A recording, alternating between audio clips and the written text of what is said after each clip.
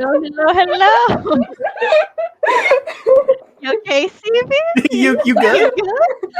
I really liked your intro. Thank you. Cody had a heads up because while I had we a were waiting, preview. I was like, would you like to see the preview? I Yeah, we're just murdering CB on all fronts here. It's fine. It's didn't. I fine. It's understand all from the Genkai joke. good. So hello. How is everybody? Hello. Do you hear us? We're just gonna chill for a little bit till about 5 minutes in, then we'll do the intros and all that nice stuff.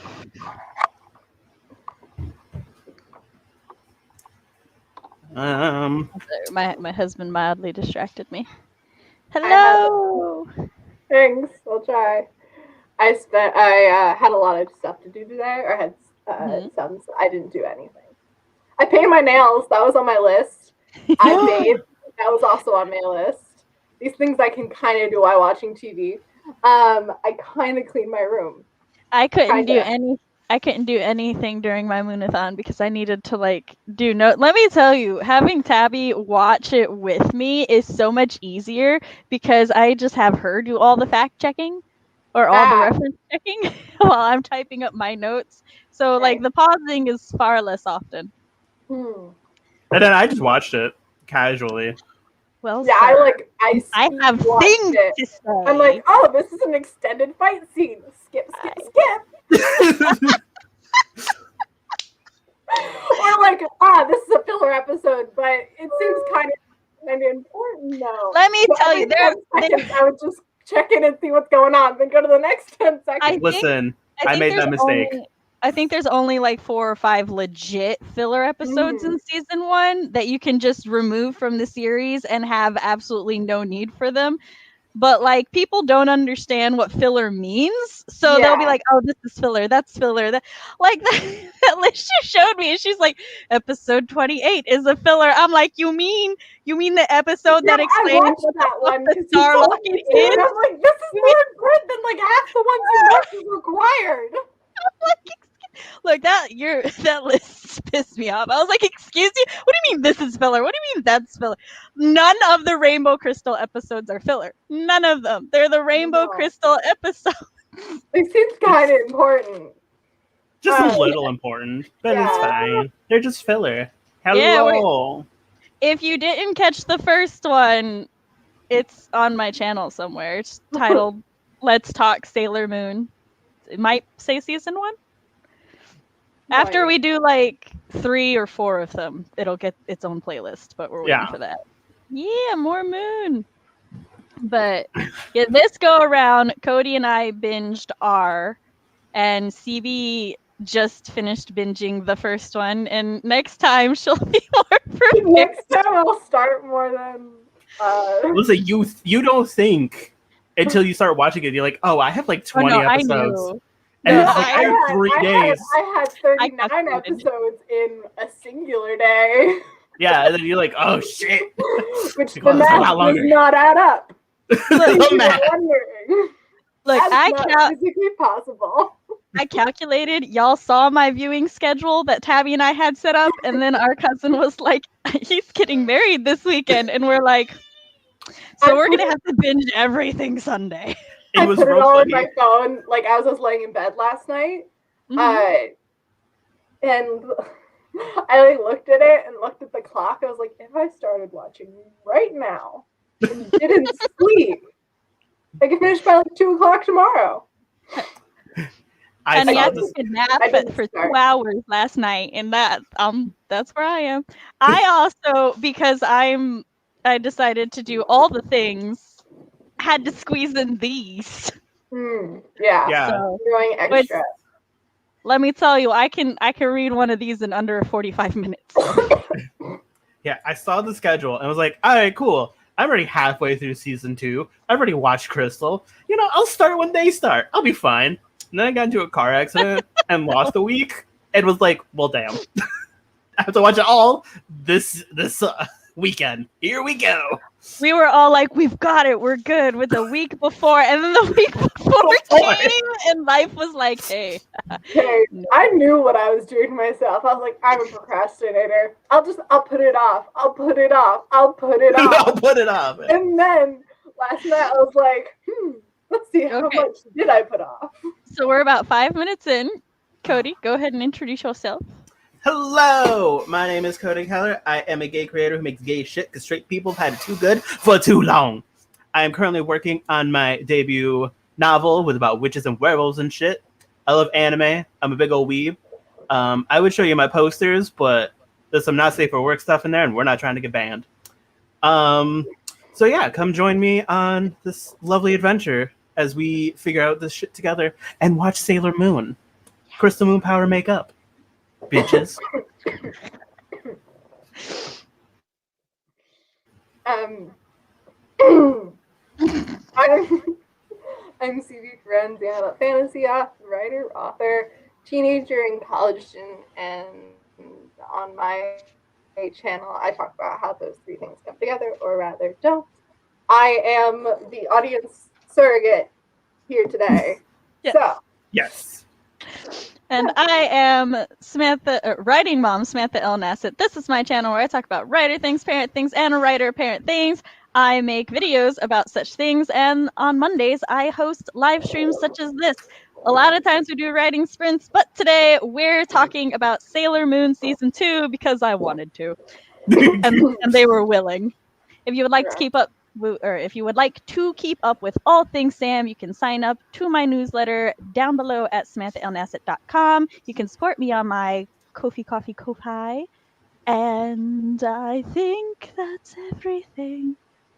All right, so we're gonna jump into it now. Yeah.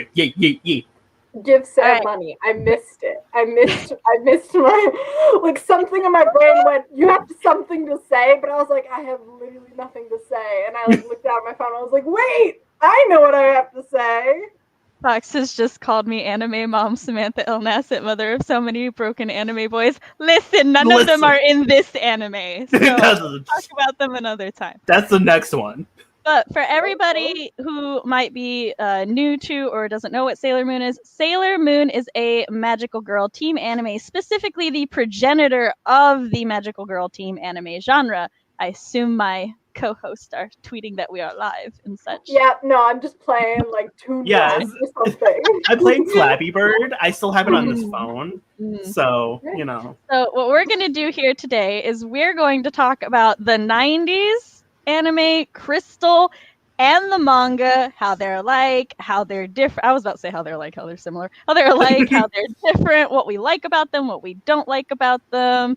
And CB, who had never really seen Sailor Moon, is the audience surrogate. She's seen most of season 1 now. So she's got context and presumably favorite characters and everything. So yeah, we heavily encourage chat to participate, but if you don't, it's fine. Cody and I don't shut up anyway. I get yelled at to shut up, so it's fine. All right. So, firstly, CB, since you have freshly watched season 1, who's thy favorite character? I'm gonna forget everyone's names, so I'm it's fine. We'll help you. So we might just miss like them. So Jupiter is my favorite character. A very good favorite character. Yep, closely followed by Ray. That's the fire girl, right? Yep, that's Mars. Cool. Yep, I think she's really cool. They're both really cool. Also, Jupiter gives off Cool Bar's older sister vibes, especially when she first showed up. When she first showed up, she was like chill and like beat up those guys, and I was like, women. But so yeah, those two are my favorite. And then I do like Mercury. Yes. Is that the blue one? That's the blue hair. Yeah. I think I want to be her friend. She's adorable. And I really didn't like Sailor Moon at first. But then I was like, you know what? I'm okay with you. And then I was like, I am now protective of you. You're a child. She has trying your such a best. She has such a great season 1 arc. So it's Yeah, like that's what I absolutely loved is her reactions to, oh no, there's danger. Because like the first quite a few episodes, she goes, run away. Yeah. No, fuck and then this. she's like, run away. Fuck this shit, I'm Wear out. the tuxedo mask. This is like she said. This is when he usually shows up, and I'm like, I get it, but like, focus. Like, focus. And then she was like, run away. Wait, maybe I shouldn't. And then she was like, oh, there's danger. I'm so scared. But, and then she was like, I can do this. Then she's like, I'm going to run into danger. And I was like, there you are. You've come into your MC-dom. Directly running into danger. I love how, like, episode 1, she doesn't want to do any of this to the point she throws, like, a mega tantrum and, like, gets supersonic waves. And then by the time they're fighting Beryl, she's like, Mars, go home. I cannot lose anybody. I'll just do it. That got me. It got me before when you guys told me about it. All of their deaths, like, before I even knew them. And I'm sitting there like, okay, like the entire season, you guys are going to have a fake death, but then it's going to be fine because you're going to come back, just, without your memory, because I remembered. And then I'm sitting there and, like, the deaths start happening. I'm like, yeah, you think. It's terrible. So brutal. They him, and I'm like, fuck you. Crunch your heart. Jupiter is the best. So from when I was younger, Moon was my favorite. And as I grew older, there was a time when I transitioned and like Jupiter and Uranus were my favorite, which you don't know Uranus yet. But Uranus is my favorite. But then I came back into it and like Moon is just rewatching it. I love her. She's my favorite. I love her arc. I love almost everything about her, but we'll get into that with season 2 in a little bit. Yeah. She activated my big sister instincts. I'm like, we look enough alike that you could be my little sister, so now you're my little sister accepted.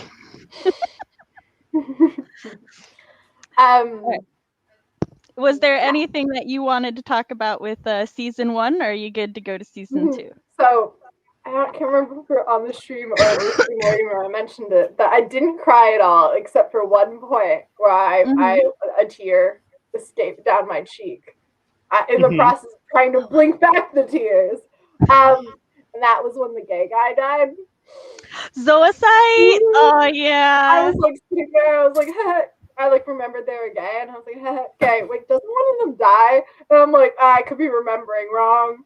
And so I was sitting there like, gay, gay. And I was like, I just like got the memory, like they did something or reminded me of something we talked about on the stream.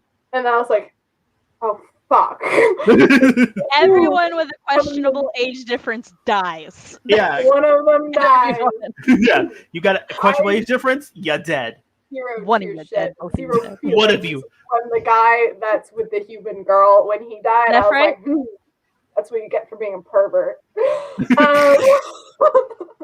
Dang, savage. I was like, don't be sad, Eddie. You're traumatized. You can find anyone better. Look, Naru's character. Naru's arc though. That should also be. I love that the side characters have arcs too. Yeah. No, I know. I was like, you should get over him. He's a predator. I probably would have been more sad if he didn't look like he was in his 30s and she wasn't 14. How old do you be their dad? You have to stop. Hold on. How old do you think he is? Because he's not old enough to be her dad. I know. He's probably like late to mid 20s. Hold on, but it doesn't matter because he looks like a grown-ass man. It does matter because it's anime and you can't trust I'm pretty sure he's had hair on his head longer than, hair, someone he hasn't chopped off longer than she's been alive. So. Hold on, I've got my questionable age difference notes. I gotta go find them. I did look at that before stream. It's like, Cody likes to go in my notes. And Tuxedo Mask. He's 19. No, he's not. Yes, he is. He is. I refuse. He is. Look, Abby and I obsessively fact check. If it's in my notes, it's correct. Still creepy though. college yes, student and middle schooler. Okay. Still fucking creepy. So Still a We're not predator. arguing that Still a fact. pervert. But no, we're not arguing No, that I'm fact. more I'm just concerned why saying he he's looks not like old he's in enough his to be her 30s. dad. That's all. that's it. That's all we're arguing. No, that's all we're saying is he's just not I old can enough to be her dad. barely handle Sailor Moon and Tuxedo Mask's relationship with their age difference.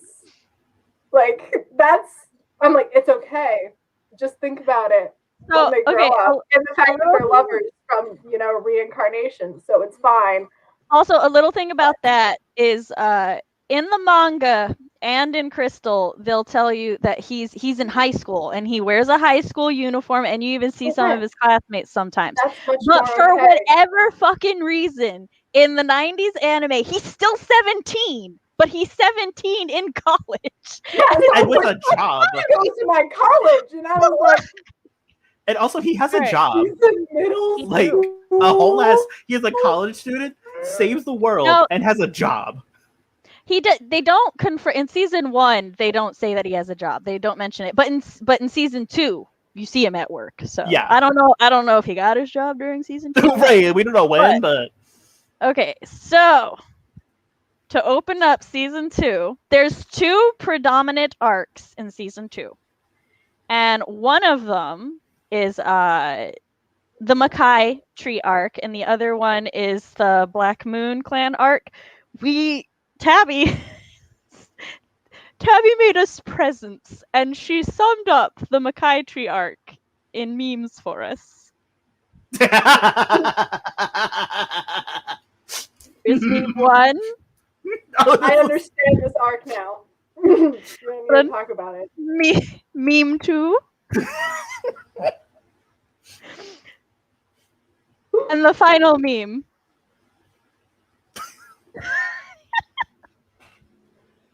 I don't understand. I saw them. Oh, you will. It's fine. Okay. So basically, well, hold on. I see. It's not. I can't pull it up on the thing yet because it's not in StreamYard. But Joey said Mars and Jupiter are badass during the DD Girls battle. They are. All 4 of them are badass during that battle. Like Mercury sacrifices her computer in order to get rid of the illusion helmet so that nobody else can be tricked. And Venus, she fucking takes out somebody. Yeah. Yeah, she's like point blank. She's like, you ain't getting out of here. Yeah, no. But Mars definitely, oh my god, I love Mars so much in that because she's just like, you're not going near her. I will roast you. You want to go, son? Like that? Like, you want to go? Let's go. Like, we will go.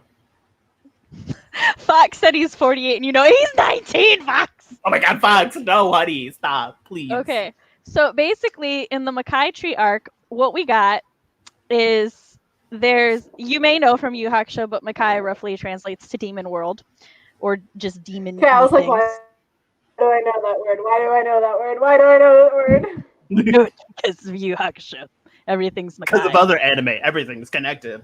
But these 2 aliens land with what is referred to as the Makai Tree. I may accidentally slip and call it the Doom Tree because that's what it was called in the original dub. But they are the green-skinned people that I just showed you. And they are boyfriend and girlfriend? ? But also might be siblings because the Makai Tree. The Makai Tree parented all of them, and when their human disguises are also they pretend to be brother and sister, and everybody comments on how they're weirdly possessive of each other. Like weird, like it's like brother, what are you doing with her? Hitting on those women. And he's like, I ain't hitting on nobody. I don't know. But then she's all up on Momoru, and he's like, what you doing hitting on that dude? She's like, oh, I'm gonna dear faint sister, now. what are you doing? But yeah, she becomes obsessed with Momoru, and he becomes obsessed with Usagi, and they're constantly trying to seduce them. Well, also, the reason that they came to the planet is that talk. I don't appreciate you right now. The reason they came to the planet is that they need energy. So they basically give energy to the Makai tree, and the Makai tree turns it into food for them because they're plant-based. That's how it works. And so throughout all the things, it's like Alan has these cards and a flute, and he uses that to create monsters, and Anne normally picks these monsters. Now, one of the things that's weird is the very first time, or it's the first, second, or third, I forget, but one of the first times that she picks a card, he's like, "And my sweet, pick a card with your gift of foresight." And I'm like, Yeah. Foresight? What fucking foresight? What foresight is this? She ain't got none. Her foresight's this fucking far.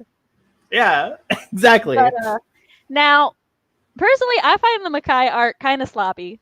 It really tried to do a few things, and I just don't think it did them well. Now, the disclaimer here is that I love the Makai Arc, as weird in whatever it is, because one of the biggest hot button issues surrounding this arc is a lot of people will be like, it's a filler arc because it does not exist in the manga.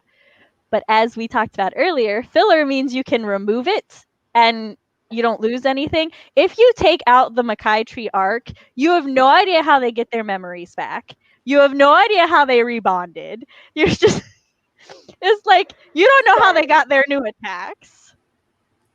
Yeah, because they get new attacks and new wands.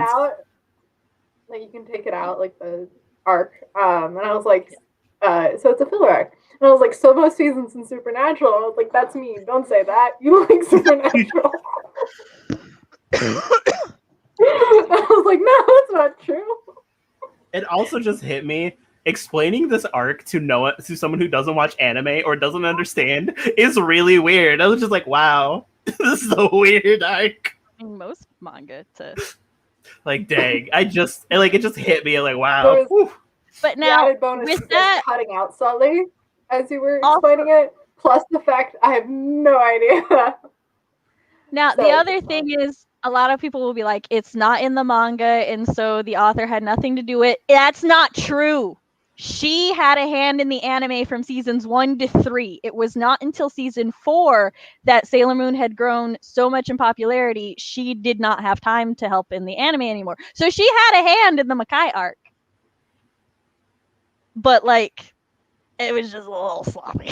Yeah, I mean, she had a hand in it. We don't know how much of that hand was in it, but there was a hand in there. She actually had pretty good say in the first 3. At least a pinky. There was no, she had the whole ass hand. But also keep in mind, a lot of the manga arcs were a little sloppy with some of their handling too. So it's like, it's not all of that. And in her defense, she was the first one to do a manga like this. So it's like she was really starting something new, and it wasn't something she was familiar with. So yeah, it just didn't exist. So she's like, "Fuck it, I'll do it myself." Well, no, fine, actually, I'll give it myself. She made codename Sailor V, and then her editors came to her, and they were like, "Hey, we want you to take V, but make her in a team because we want to Power Rangers. We're doing that now, but with Sailor V." And she's like, "On it."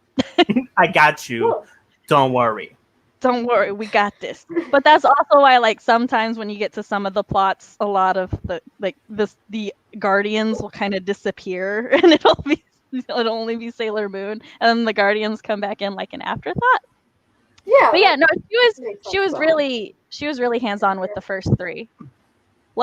In interviews, she enjoyed the opportunity to do the Monster of the Week because it allowed her to flesh out the other characters and their friendships and bonds. Her only grief with the first 3 is that there was a predominantly male staff. So she's like, so it's a girls' anime, but made by guys. Yeah. So yeah, she was really hands-on, but she wasn't hands-on in 4 or 5. But yeah. In your opinion, do they drop off? No. I'm kind of glad she wasn't hands-on in 5 because in the manga, the Sailor Starlights are these scouts that come from another galaxy, and in the manga, they're women who cross-dress as men, right? But in the anime, they are, when they're scouts, they're women, and then when they're human, they're men. So they're pretty gender fluid. And she was really, really mad about that because she was like, if they're guys, they're knights. If they're girls, they're scouts. And I kind of prefer the gender fluidity, that it could be either or. Like Tuxedo Mask is technically Sailor Scout of Earth. Yeah. So I mean, he is the prince/king of Earth. Yeah. Don't know what a Sailor Scout is. He just doesn't have a sailor suit. That's the only difference. He's not a pretty soldier in a sailor suit. I want to see him as a pretty soldier in a sailor suit. Yeah, they did have a very weird codependent relationship, but they eventually learned. So one of the things with them is that they thought that love is just something you take, not something that like you give and stuff. And so they like learn that like love is something that's given freely, and that it like there's certain sacrifices that people are willing to do. And it's actually kind of interesting to watch them learn that, especially I call him Alan, but his name in the new dub is Ale. So especially Ale? him. Like, yes, Ale. Ale. Oh, it's A-I-L, I think. But yeah, in all my notes it's Alan. I like go Alan. back and forth. So I like Alan way better. So yeah, him. I like watching him more, and Anne's a dizzy twit until like the end. In my opinion, she's dizzy twit until the end. But like then Alan's about to be killed, and she just jumps in front of it like selflessly, and I'm like, see, she loved him the whole time. She's just a selfish bitch. She wanted both. She just wanted all the men. You know what? Can't blame her. So I can blame her slightly. They had Are Sailor Moon and Tuxedo Mask like at all interested in the weird twin couple siblings? Or is it completely just them on the outside being like, hey? So, I mean, it's hard because, okay, so Sailor Moon gets her memories back, and she's like, and then Luna and all them are like, we can give everyone else their memory back. She's like, nah. Yeah, I was about to say, which I do want to give her credit, because like we were just talking about her character arc. At the beginning, when she's getting her memories back internally, she's like, no, I don't want this. I don't want to be a guardian again. I do not want to fight anymore. But then, like out loud, she just kind of, a little bit of a silent tear, and she's like, hey, Luna, guess I'm back. Sailor Mooning. And then they're like, we should wake up the other scouts. And she's like, don't you fucking dare. Yeah. I got this. You leave them alone. But also give my man his memories back. And they're like, we can't do that. He's not one of ours. Yeah. So technically, Mamoru doesn't remember Sailor Moon, but she remembers him. Does he ever remember? Yes. So here's the funny thing about that. So funny thing. Do you remember Tuxedo Mask and how in season 1 Tuxedo Mask exists because of like his subconscious desire to protect her? Oh my gosh! We get the Moonlight Knight, who's very desert Arabian themed, and he comes in. And let me tell you, he makes no sense half the time. There's even a couple times when the scouts are like, "What the fuck? Who is this? Another one?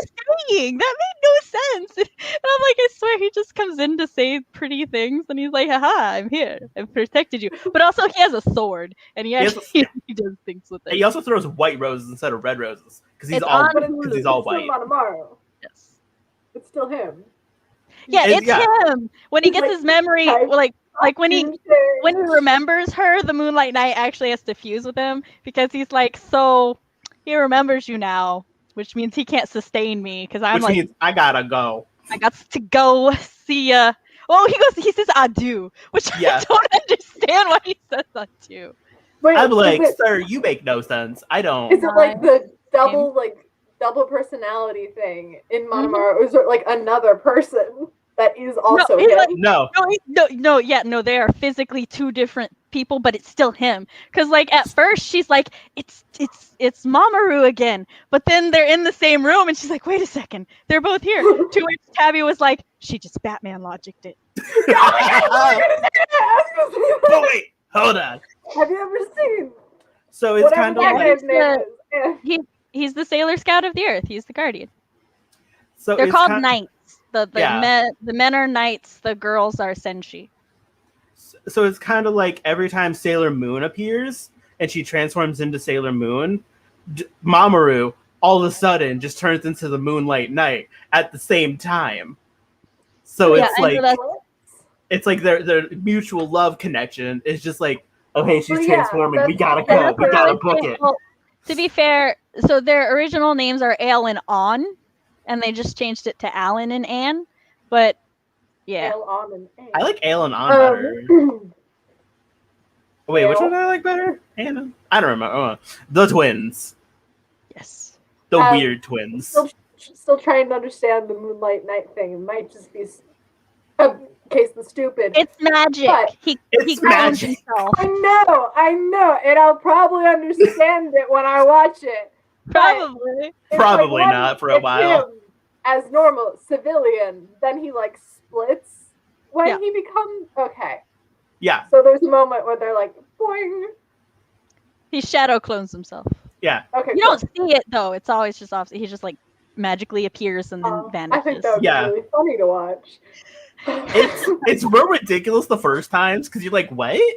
Who is this? Look, half the time what he says doesn't like at least in season 1, what he said was topical. Oh my gosh. That It's is like, not watch always me being topical. serious. Wait. And then there's sometimes, even later, when, you know, Believe in becomes- yourself. Yes. even when he becomes, you know, gets his memory back and becomes Tuxedo It's Mask. it's not astral projection because King Edimignon astral projects in season 2 and he doesn't have a physical form. Like it's just a hologram looking thing, so it's not astral projection. Yeah. He literally creates a second fully fleshed body. Like, it is a whole ass person. That was a man. That's a whole ass man. Man. That's a man, Maury.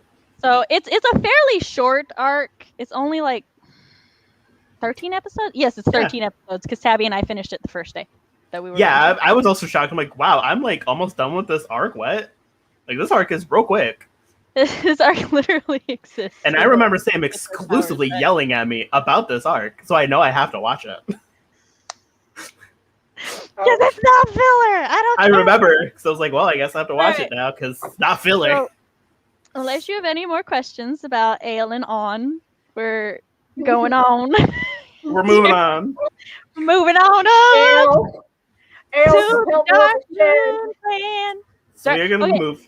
So technically, it is the Black Moon Clan or the Black Moon family and all of that. I may say dark because that's how it was in the original, and as previously stated, I will default to the original sometimes. And now But- we get to talk about my favorite character introduction ever. I'll let you take it, Cody. Oh my gosh. So, the ending of the Makai arc. Everything's good and said and done. Everybody's got all their memories back. Everyone's happy, right? Woo! All of a sudden, this little girl falls no. from the sky with a parachute. That's Like, and lands on Mamoru and Usagi. She's And then 5 or 900, depending on which version you're talking about. Yeah, 5 or 900. So okay. that she lands on Mamoru with the parachute, and Usagi's like, there's a child here. What? And then she's like, of course, Usagi's like, oh, I'm Usagi, you know, blah, blah. And the little girl's like, you're Usagi Tsukino? Well then, pulls out a gun and points it to her head, and it's like, hand over the silver crystal right now. End of the episode. I End love of the Indian episode. assassin murderers. Literally how it goes. I literally screamed. I'm like, this is my favorite character introduction. She falls from the sky and then pulls out a gun. End of episode. Oh, no, That's it. from the sky on top of someone. Yes. Falls from the sky with a parachute a whole ass parachute, lands on Mamoru. If she had a It's like, parachute, oh. she probably could have avoided landing on him. Probably. She had controllers, I think. Lands on a man. And it's like, oh, Lands on you're a horseback. Usagi? Give me the silver crystal right now, or you die. Is she a murder child? Excuse me. Yes, well, kind of. So, I mean, it depends which one you watch, honestly. all right. So I just remembered I have talking points written in another thingy. But we hit on all of the ones from the previous thing. So one thing I wanted to make sure to say about the Dark Moon Clan is that the feel of it is that it picks up right from season 1, which is kind of why I can be like, I see why some people want to not acknowledge Alan and Anne, but still, it doesn't directly pick up, but like the feeling, it feels much more fluidly. You're back into Sailor Moon. Yeah. Oh, yeah. And I absolutely cannot stand. I fucking hate Tuxedo Mask and Chibi's relationship. I just It do. is the worst. In the It is 90s, the worst. in the 90s one, there's nothing Yeah. about it that I enjoy. Who's Chibi? So, Chibi Usa is Chibi Usagi, which Chibi means Wait, small. is that Her the name is- picture of the person you said I kind of looked like when I did my hair? No, that's Chibi Chibi. That's season 5. So Chibi Usa, Praise the Lord. her name is also Usagi Yeah. Tsukino. So they just call her Chibi But Usa. really, it shouldn't be. It should be Usagi Chiba. But like, yeah, her name is also Usagi Tsukino. But she has another name that we're going to talk about later. That's like her actual name. And I personally hate it. I'm just going to say that. No, her full, are you talking about her full name? Her full name. I hate it. I really her full do. government name. her full legal ass name. I hate it. Hold Like on real who? quick. So this is Chibi. That's Chibi Usa. Wow. Yeah.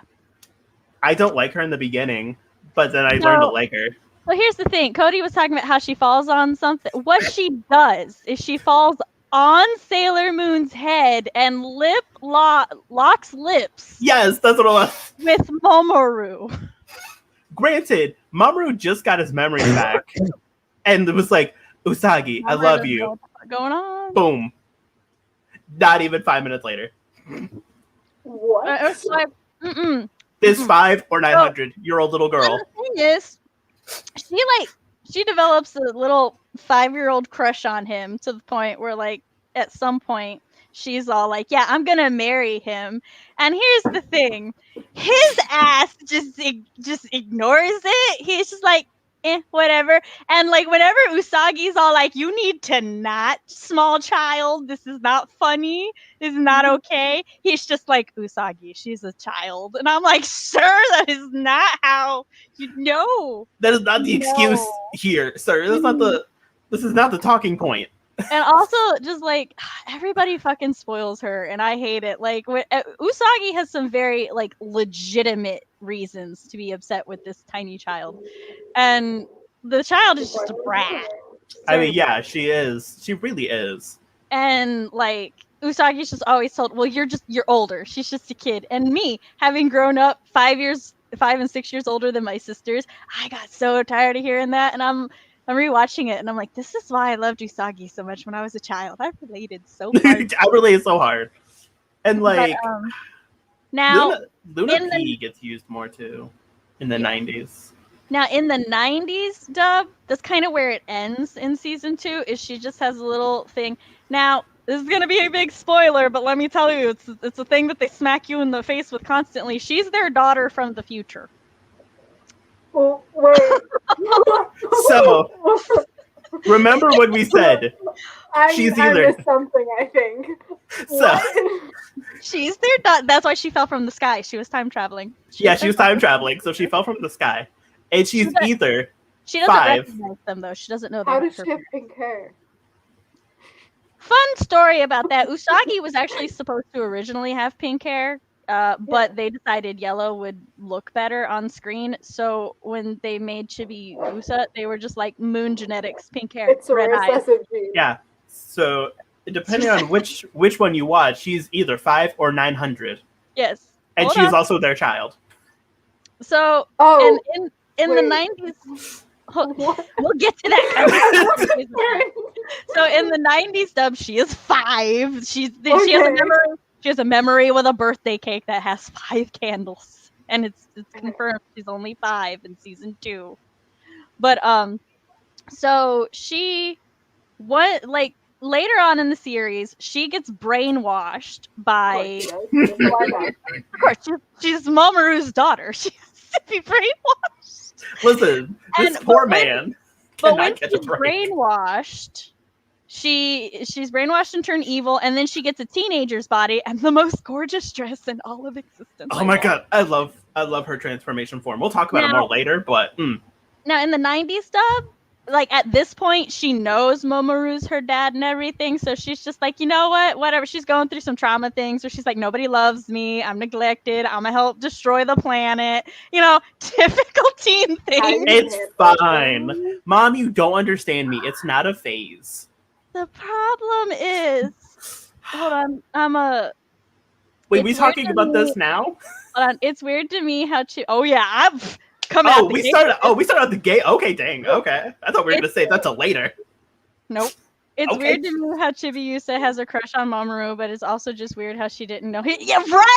Like, oh my god, he does not look that different. They look the fucking same. They look the same. But also, in the 90s when she's 5 and like her dad looks in his 20s, she goes back in time, sees the 17-year-old dude who vaguely like makes her feel safe like her dad. I could kind of see it. How did you not know her parents' name?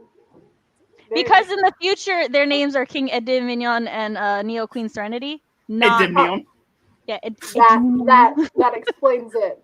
Yeah. So But they named their daughter after her mom, after her mom's old name. Not Yeah. her mom's old name. Yeah. Okay.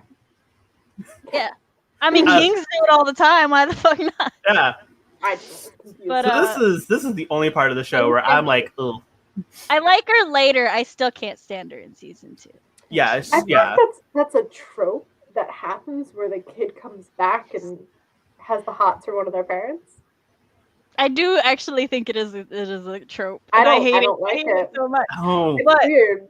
now, but the 90s one. You wouldn't go, this person vaguely looks like me.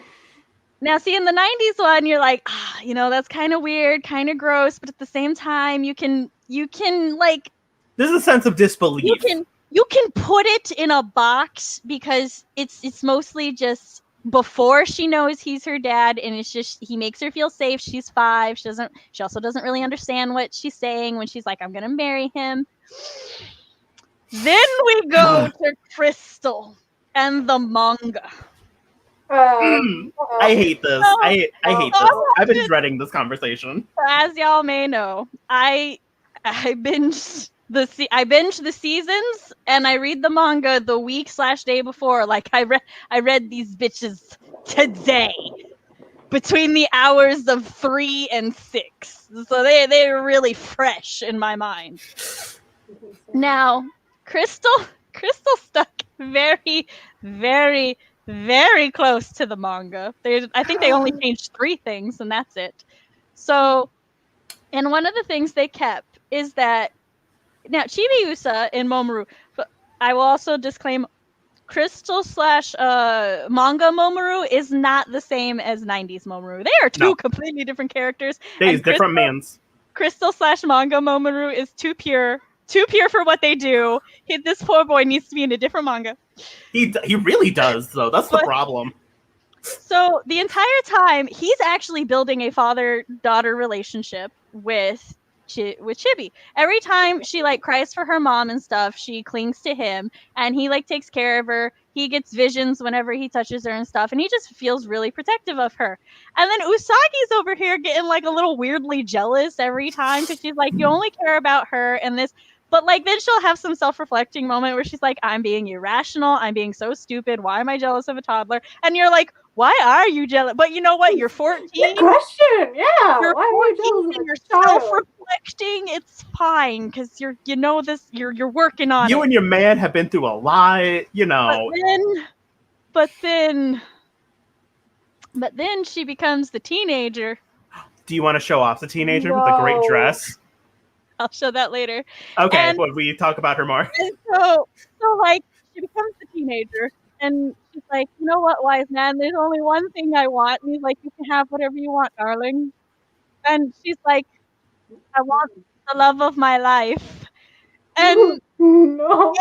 it's Mamoru, and he's brainwashed and mind controlled like he did with Beryl. Only here's the thing: we don't know that Beryl did anything to him other than have him stand around looking good.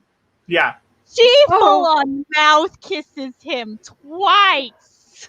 And here's the thing. Here's the other thing. She knows it's her dad. She knows. She calls him King Endymion to Sailor Moon. It's like King Endymion is mine And now. then- Full makeout. Yeah, Full like right makeout. in front of her. And I'm like, no. And when she goes to the palace and she like sees her actual dad's like astral projection form, he's like, who are you? Because to him she was toddler-ish. Yeah. And then she's all like, don't you recognize me? I'm your daughter. And the way she goes to cuff his cheek, I'm like, no, that is your dad. That is No. the man who. Not in this house. Mm-mm. Not in this And house. I'm like, look, Crystal, of all the things you decided to keep, of all the things you decided not to change, why? So It wouldn't have also, been that difficult. She could have just been like, I want to have my dad because I'm mad at my mom. So like she Perfect. has her dad, but that's it. And then Perfect. it's like, but no. so granted, I watched this like 2 days after the last stream. So I've had this on my mind for a month and a half. And I'm just like, how do I bring this up to Sam?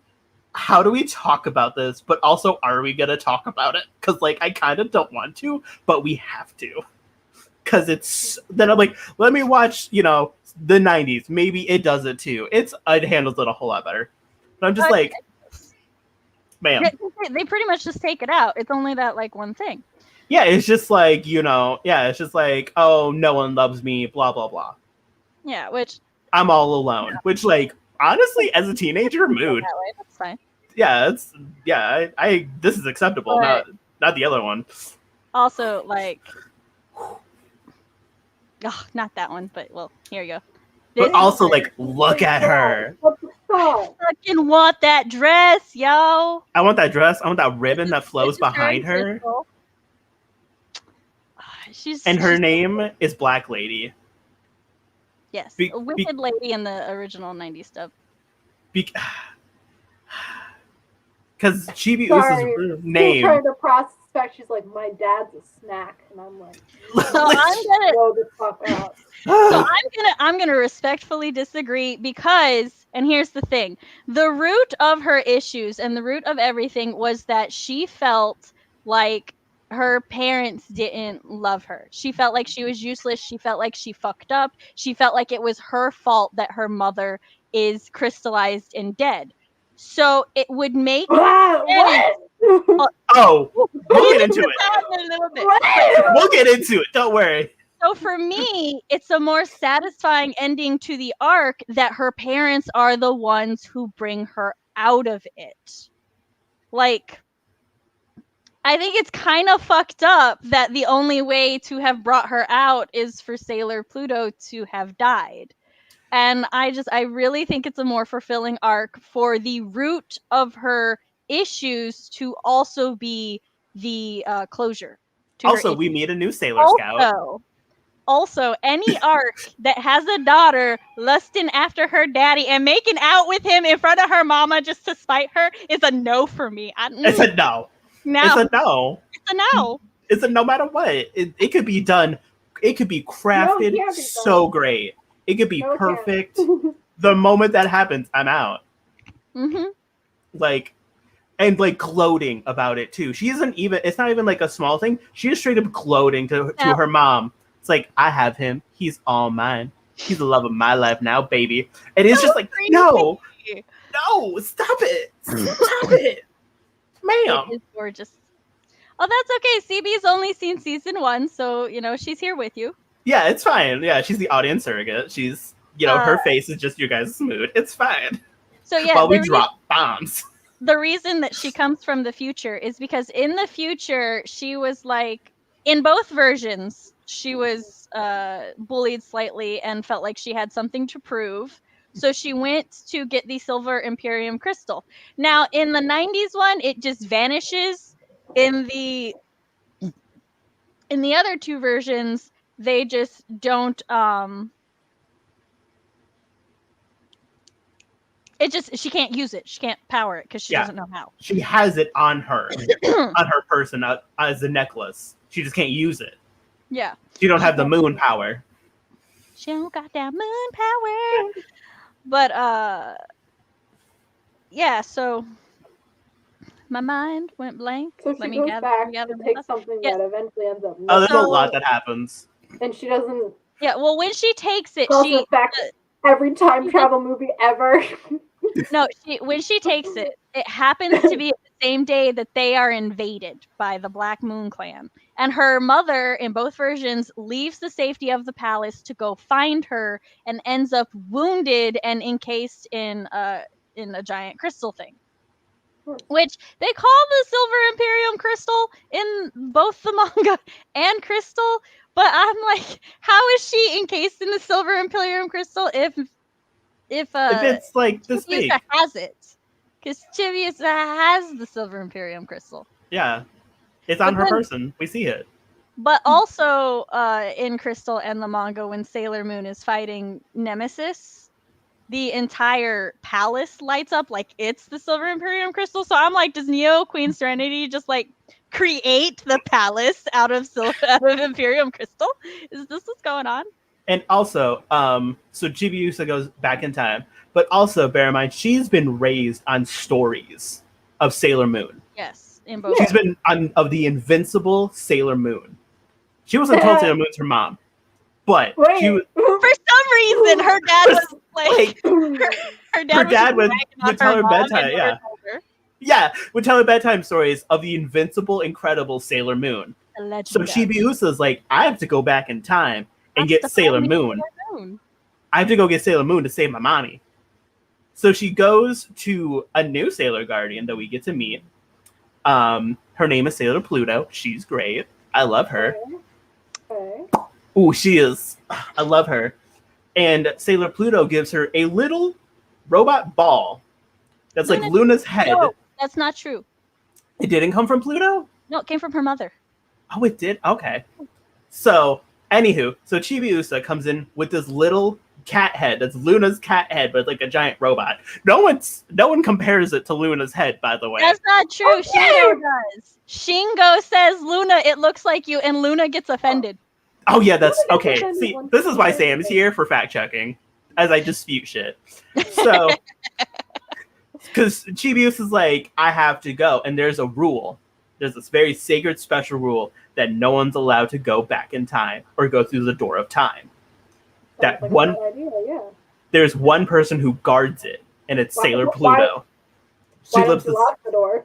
It is locked. Why do you have that door in the first place? So if anyone crosses through this barrier of time, Sailor Pluto basically is like, you gonna die, I will kill you. So Chibiusa befriends Sailor Pluto. Who also Chibiusa calls her Pooh. P-U-U, mind you. Pooh. So that she's like, I have to go save my mom. So Pluto's like, here is a key that takes you back in time.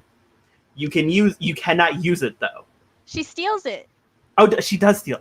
She uses Luna P to create a smoke screen, and she steals it because in both versions, when she sees Pluto again, she's like, I'm so sorry that I stole it, and I'm sorry that I did this, and because the rule is you can't go back in time, and then there's fucking Chibiusa who's like, fuck this shit, I'm out.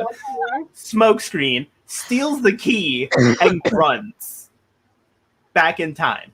And Sailor Pluto can't chase her because she's guarding the time. She can't leave. Curious? How does she know she needs to go back to the 1990s? I don't. Magic. Magic. She needs to go back to. Does that mean the future is actually like 2005? It's the 30th century. 30th century. It's the 30th century. So like something cataclysmic happens and the planet goes to sleep, What? and then like Usagi uses the Imperium Silver Crystal to revive the planet, and then she becomes queen of the planet. And also, Sorry, I have trouble. So also with this, Usagi because- as queen of the planet. so she's also Right. queen of the planet. She is a refined lady. Okay. She is. Great. And in Crystal, I don't know if the cataclysmic event happens in Crystal too, Mhm. but basically I'll because tell you what it is though. yeah, they don't tell you what it's just a Cataclysmic cataclysmic event. No. Of course. So since Sailor Moon is technically of the Moon people, in Crystal, they just stop aging at a specific point, like at 22. So That's when she's she stopped aging. yeah, so she stopped aging at 22 and kept going. Like she just kept living. Same with King Endymion. He's Oh, that's good. I guess a little bit older. You know, He looks semi-mortal like together. 25. Yeah, he's like I'd say 25. So then Chibiusa is 900 and she looks like she's 5. Acts like she's 3. Acts like she's 3, and she got bullied because she can't use the moon power like her mom. They told her, they're like, "Are you even are you even the daughter? heir? You don't Yeah. even look like her." Yeah, And what the fuck? Like, who It the was fuck so even mean. are you? So she gets Imagine bullying bullied. a princess. Like, at school, she gets bullied by the bully kids at school, too. It's not even, like, Of course. townspeople, it's other kids. Oh well, yeah. It's because Well, kids are the yeah. worst Hold on, forever. we're gonna address some of chat because chat's stacking up, and we don't Okay. want to do chat. Yes. So no, but there's okay. So there's 2 separate things to this. Her issue with not being able to transform was separate from the reason she became Black Lady. She became Black Lady because Wiseman manipulated her memories so she could only remember the times that she was disappointed as a child. So she felt alone. She felt like nobody had ever been there for her. She felt like they had all forgotten her and that they were mean to her in both versions. He Mm-hmm. gave her depression. Yeah, he gave her depression. Literally. He brainwashed and groomed her so that she would only rely on him. So that's why for me, it feels more complete for her parents to have been the ones that pulled her out. Yeah, that's nice. Yeah. Especially Go since back like to his dad. Usagi full on fucking pulled her future self into the past and transformed into Neo Queen Serenity. Yeah, to bring her daughter back. Yeah, like full dress, full moon, full everything. Literally, like- she's like, you remember But everything. Tuxedo was still Tuxedo was still He's still 19. Mamoru's just there. He's just like, "Hi, sup? I'm 17." He's like, sorry, So- I'm not that What cool. Yeah, so it's like 17. she just pulls her future self in to be like, oh, but my sweet precious daughter, don't you remember the full memory? And it's just like the 2 seconds after where they're like, oh hey, like the day after her birthday. It's her birthday is the big Yeah. thing. And it's just like her parents are gone. They're away at doing important business. So all the So Sailor they're Scouts are like, gonna don't worry, they're gonna come back because it's important. So Wiseman just like cut out the next day where they have her birthday party. And they're like, you're so loved. We love you. You're the best thing in the world. And Wiseman is just like, you don't need that. We're just gonna. And then when like the first time they get through to her memories and they like get her to remember the actual things that happened, he's like, those are just illusions. Those Yeah. aren't real memories. And I'm like, this Yeah, motherfucker why? is so I good was though. listening to him. He's so good at being evil. He is gaslighting her Oh, so I love hard. So good. He is so good. Like I can't. Like Wiseman is so good at being evil. I can't even be mad at it. So as to if the 90s or Crystal is more emotional, I think that's just person to person and depending on like who that you're pulled into. So because It's a personal thing. the 90s one will get you. But also, It'll all get you.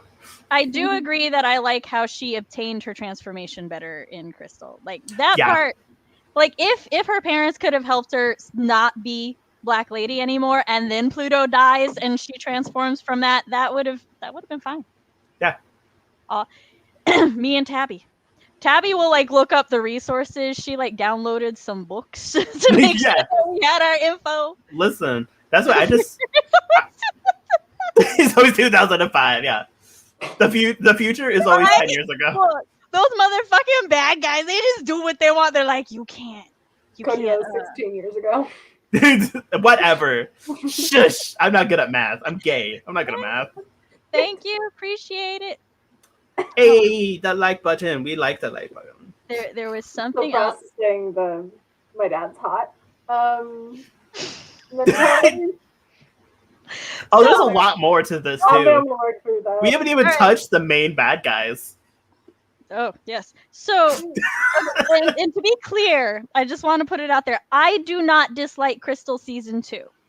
Oh. I think Crystal Season 1 up until the last 5 episodes are fine. But then after that, no. I don't like any of the changes they made. If they were going to stick to the manga, they should have stuck to the manga. But Season 2, I'm fine with Season 2. Season 2 is like page to screen the manga, so any issues I have with Crystal Season 2 are just issues I would have had with the manga. But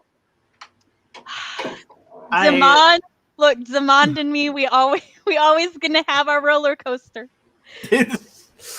But let's start first with the Spectre Sisters, shall we? The Spectre Sisters! So first of all, the Black Moon Clan consists of 4 people plus Wiseman. And they're all gem themed. There's Demond, Saphir, Esmeralda, and Esmeralda and Rubius. Why won't they just say the normal gem? Because that is his name is Demond. His name is Demond. But why is it diamond? Okay, so here's the other thing. Just like a little accent? Demond? No, that's it. It's spelled like demand, but it's Not like demand. demands, but it's demand. No, some characters say it demand, some say demand. So I watched Season 2 and all of the OG, and yesterday I literally texted saying like, I just realized they're all gem themed. Every one of them is gem themed. I'm so stupid. All right, now Rubius, in both versions, Rubius has 4 subordinates. Mm-hmm. And they are sisters. They're the Spectre Sisters. I like them. Oh, I love them. The oldest is Pets, or I don't remember what her English name was. But then I like Pets. Yeah, so her name's Pets. And then the second oldest is Avery / Cavaleras. The third oldest is Birdie / Berthia. And the youngest is Cohen / Katsy. And so the Spectre Sisters each correspond with one of the 4 guardians. And so Cohen she does blue fire. Well, in the 90s when she does blue fire like Mars. In the comic, she still does blue fire, but she's also psychic. Yeah. I'm like burping up a storm right here.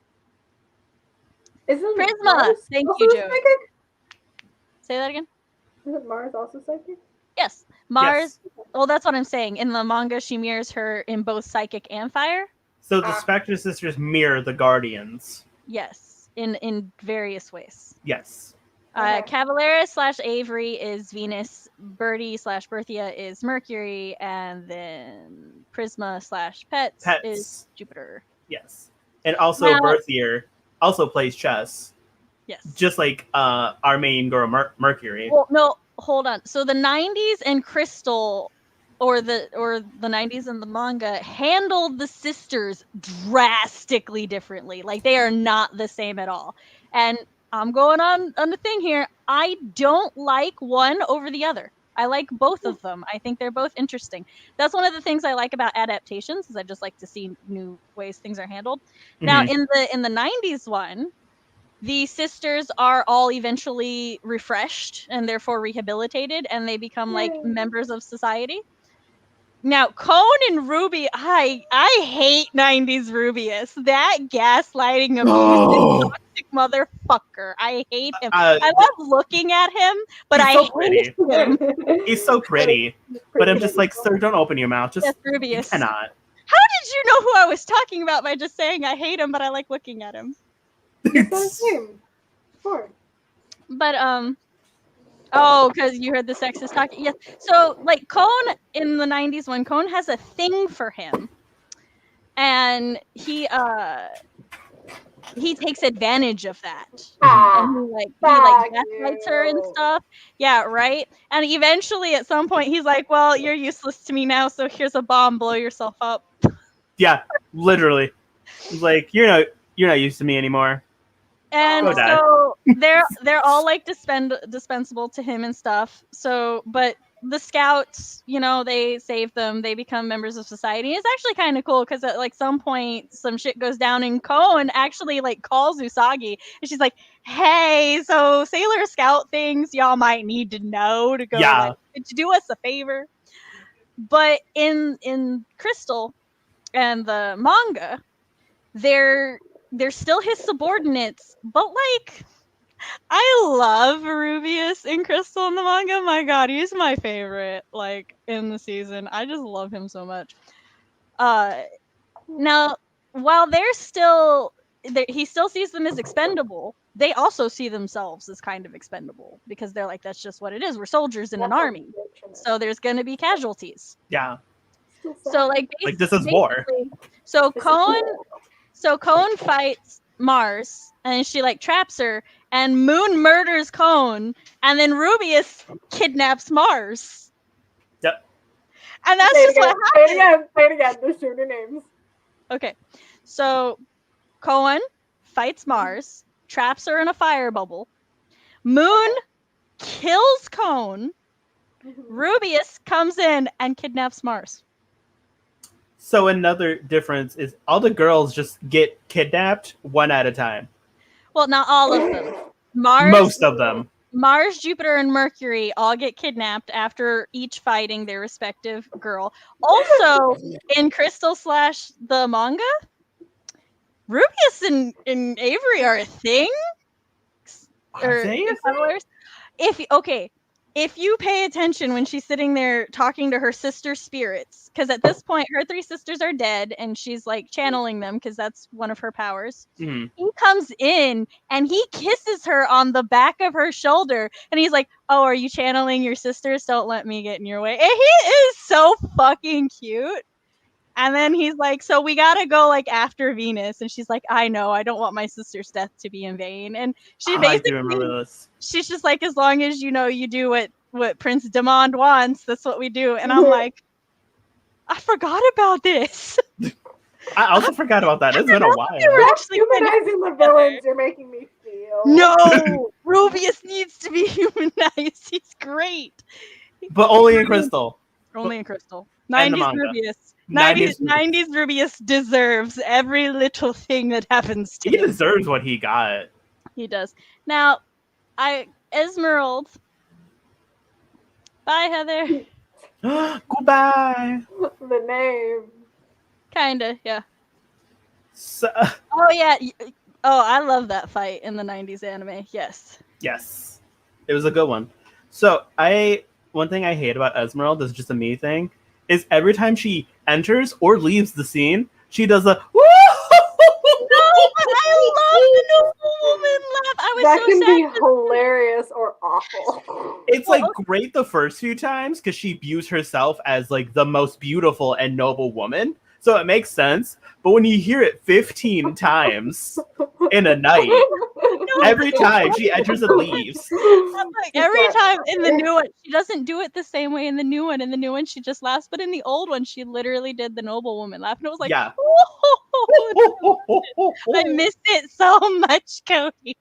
Like, it was great the first few times. I'm like, cool. Is like a thing she does when she just enters, but she does it every single time she enters the scene or leaves the scene.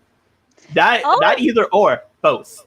All of the Black Moonkind, all of the Black Moon Clan are also different in the 2 versions. Yeah. That I think about it. Because, like, she's obsessed with Prince Demond in the 90s one, and she, like, wants to kill Moon because he's obsessed with Moon. But in Crystal, she got a little bit of a crush on him. Yeah. But she's all like, you want the queen? I'll go get you the queen. I'll go do that for you. I'll go get her for you. I can do that.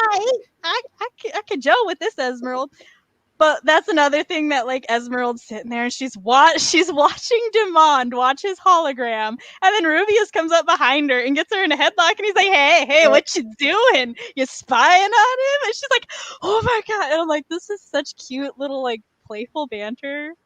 It's like they're more playfully, like they're an actual family. Yeah, it's like they're a Black Moon clan. It's Yes. like, oh hey, Sad. our goal is like seen as evil, but we ourselves are not exactly evil. That makes me and I don't know if they had the same VA, but Zoocyte also did a noble woman laugh in the original. Yeah. No, they didn't have the same VA in the dub because Zoocyte had a male voice actor. The redub and Crystal have the same voice actors, but not the original dub. No, Zoocyte was a woman in the original one. Yeah, in the original Zoocyte was a woman because they didn't want gay. So then, then in the redub, we're just like, that's a woman. that's a woman. Yeah, so in Crystal, they're like a family. Yeah. That like got shunned from Earth, and then they're like, hey, we just. To be fair, I mean, they had terrorism, slaughter. They slaughtered innocent people. Like, I didn't say they were good. I didn't say they were good people. I'm just saying they were a family that's actually a family that got shunned from Earth. I didn't say it was for things. Yeah, they did terrible things, but like they're a family. And in the 90s one, they're just like all thirsting for power, and some of them are thirsting for demand. So Esmeralda is thirsting for demand. There's not some of them. Okay, listen. Sometimes I think Saphir is too. Okay, I saw some scenes where I'm just like, brother. Come on, don't be weird, Cody. They are brothers. I know they are, but I've seen some. Listen, Black Lady, Mamoru. No, okay. They're not afraid to go there. Okay. Saphir is in love with pets. He is. Yes, they are. Yes. Yes. They're so cute too, and oh my gosh, maybe that's gonna make you tear up. Oh, listen, that's gonna make you tear up because like when she's evil, Calaveras just keeps making fun of her because she got dumped and she's heartbroken because of this guy she was in love with, and then later you find out that was Saphir. Yeah. And like he gets injured and she finds him and she like bandages him up and stuff, and he's like, "Oh well, you look happy," like, or he's like, you're kind of different. It seems like you're okay. She's like, "Well, I'm happy and I'm content with life now." And she's like, "Earth is really nice and stuff," and he's like, "Oh man, maybe what we're doing is wrong because like you really do look happy." Yeah. And then he's like, "I gotta go talk to my brother," and she's like, "No, don't go, you're gonna die if you go." And he's like, "Look, if it was one of your sisters, would you be able to not go?" And she's all like, "Why you gotta do that to me? You know the answer, you motherfucker." But he leaves her his coat, right? Because he wears a jacket. Just wait. But here's the thing. He's not human, and for whatever reason, when not human characters die, their clothes also dissolve. So you see her sitting on the bed. She feels it the moment he dies, and she clutches his jacket, and it dissolves in her arms. I don't like that. Also, while she's mending to him, her sisters are all outside like, "Oh fuck, is he gonna like murder us?" Because like we went against them. The younger two are. They're like, "Oh, is he gonna kill us? Is he gonna murder us?" But like Cavaleras is like, "No, they're in love. Let's just leave them alone." Yeah, let's go do other things. Leave them be. Like, let them figure their own shit out. And the other two are like, "Oh shit, man, fuck, should we have brought them back here? Oh no." Also, they have a nice place. I just want to say that. Yeah, they are really nice. Well, they started their own cosmetics line. Remember? Yeah. So they started their own company. So they refresh and they become cosmetologists. Like they have their own makeup line. Oh. Because they're all obsessed with beauty. Who here? Who do they?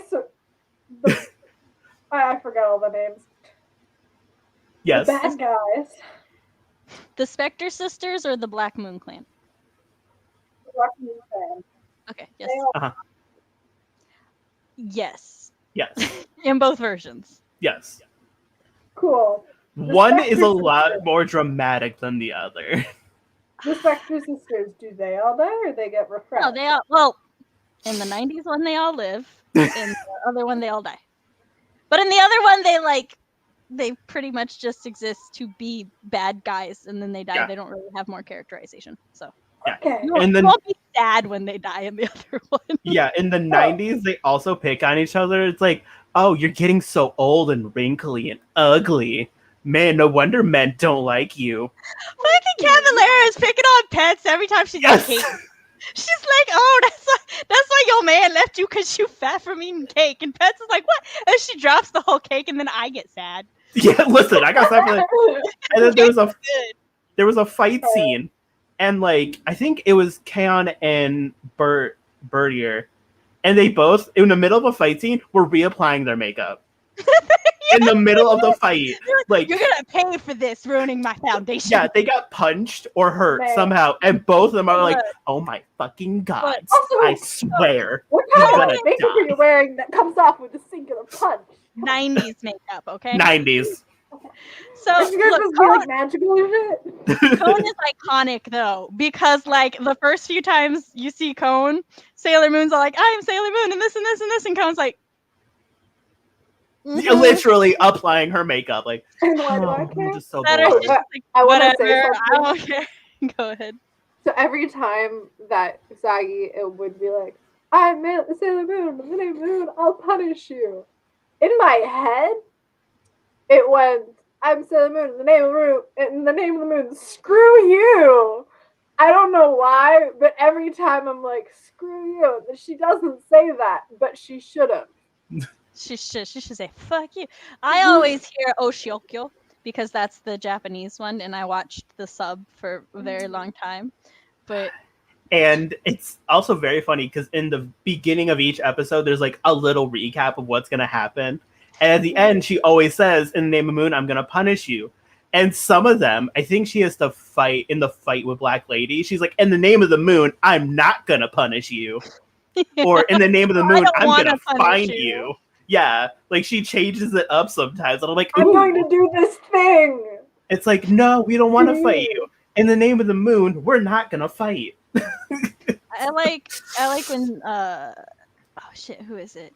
There's somebody who when she tries to monologue, they just cut her off. They just straight up cut her off. That's so great. Oh, I forgot who that happens to. And it's really good. Hold on. Is let it me- Pets? Let me see if it's in my notes. Is it?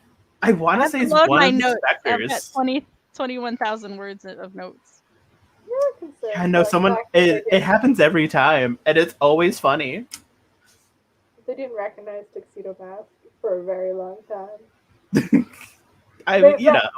When I was watching, I'm sitting there like everyone has their secret identity, and I don't know whether or not the show revealed it. I remembered from us talking, or I had just common sense. But no one had a secret identity. The entire at all. Like I knew who everyone was, and I'm pretty sure it's from the live stream. But then I'm also sitting there like, So wow, everyone here has so much common sense. Great.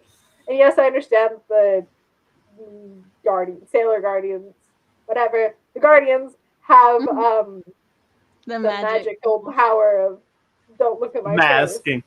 But I thought it was funny when Tuxedo's mask came off. And so it was like, yes, that's what you look like. And I'm like, wait, he doesn't have magical face. He's dead ass walking around with a mask. Yeah, or when like Jadeite tricked all of them to transform, and he's like, "I have all your secret identities," and it's like literally they just changed clothing, and put on tiaras. That's the only difference. It was Churl. Churl? Yeah, Churl. So what happens is Atrol and Churl are these twin Oh dudes yeah. that work under Esmeralda, and one of them's basically a tank and the other one's an assassin. Well, the assassin one kind of vanishes, and she's like, oh, well, they disappeared. And she turns to the other one as she starts monologuing, and Churl comes out of nowhere to stab her while she's monologuing, and I'm like, oh god. Whew, it's real good. Mm-hmm. Yeah, my note here is Churl scared the shit out of Sailor Moon and cut off her monologue. This man. It was great. Because every time she monologues, I just imagine everyone just standing there, just like, is she done? Is she? And then everyone does it. It's just like, is she done? Also, yeah, there was sections I like kind of skipped through the transformation thing after watching it. I don't know, 10 times. I always skip the transformation when I'm watching Crystal because I just cannot handle the Betty Spaghetti. Although I get in the new episode. Okay, so one thing I hate what they did with Crystal, and well, they did it in the 90s too, is if you notice, each Sailor Scout had their own unique way of grabbing the star whatever wand thing. Each one had their own unique way of grabbing it. Jupiter just like fucking rips it out of the air. Venus is like twirling it between her fingers. All that fun jazz. And then when they get the new transformations, all of them are the exact same. So this is sad. And I'm like, no, what happened to all their You could tell the personality in every single one because Jupiter just fucking rips it out of the air. Venus is fucking twirling it in her hair. Mercury is a super delicate and dainty. Like, Mars is like quick and ready to go. And then all of them are just like now the same. It's just like, but. All right. So, well, the thing with that is, with Superman's actually is very, very realistic. I cannot tell you how many people in my high school double took when I put my contacts in and wore my hair down, and they were just like, "Oh, it's Sam!" Like they literally just did not recognize me. I grew up my hair. Superman is actually very nondescript. He's a very average-looking individual, and when he's Clark Kent, he slouches and stuff. Yeah. But in Sailor Moon, it's actually in one of the I don't remember which resource it's in, but it's that there is a magic spell that goes over them when they transform them to protect their identities. People can see through it. People can see through it if one, they see them transform, or two, they're just really, really familiar with them, which is why she always hides from Shingo, because she's pretty sure if he saw her up close, he's her brother, he would know. Yeah. I was gonna say a thing, but now I cannot remember what that thing was. Chris said Henry Cavill, so the guy who literally played Superman. He stood in the middle of.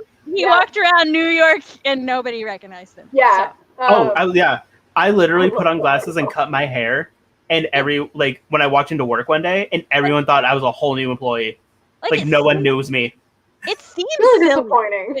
It can seem silly when you're like reading it and stuff, especially for things where they've got like bright green hair, and it's like, or like when Momaru is dreaming of a girl with pigtails and floor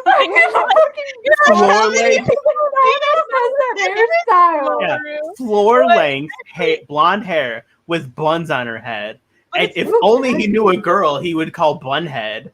It's actually more understandable than we give it credit for. Yeah, it's really. We rip on it, but real talk. I have every right to make fun of everyone. I'll just also make fun of everyone in real life too, including myself. Yeah. Yeah, I wore glasses, cut my hair, and literally everyone's like, "Who the fuck are you?" Just waltzing in here like you work here. I'm like, "I work here." They're like, "Cody, is that you?" I'm like, yeah. I have my graduation coming up. And I haven't been at that school since I had hair this short and it was much darker. So I'm kind of excited to play the. How many? I'm someone. You don't know me. You think you know me, but you don't. My name's Mako-chan. Mako-chan. Jupiter, Makoto. That's her name. Oh. Yeah. Listen, my girl Makoto. I love her. I love Makoto. She is great. So cool. Also, I love all their new powers. Yes, I do. So I go back and forth because I like the freedom that Crystal gives the powers, but I like the animations of the original. What's the difference between the powers? So in the old one, it partly to save money in the budget, they just reuse attacks and stuff. Even when they get a new attack, the attack animations are all the same, so it just doesn't look as flexible. But then in the new one, it's basically like Mars does her mandala, and it could just be a torrid of rings, or it could be she's throwing the rings around. Yeah, it's a lot more versatile. Yeah, the fight scenes were disappointing. but I also really like fight scenes. So, Look, And like with Mercury's, we don't watch Sailor Moon for the fight scenes. No. we don't. That's not what we came. We here watch for. it for the emotions and the I know, story. but emotions make a fight scene. Oh. And like Mercury just pretty much has control over water. Yeah. Like she has Water like 3 attacks in the 90s, but in Crystal Yeah. she just like all of No. this water mine. She has 5. Oh. In the 90s one? Uh-huh. In season 2? Let me look. Because she has bubble spray No, but- freeze. She only has 3 in both of them in season 2.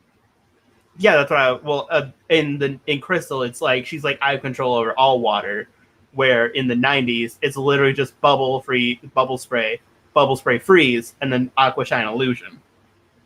I love that you know the title. Yeah, but she still but she still only technically has 3 attacks she Yeah. doesn't have control over all water. She can just commune with all water.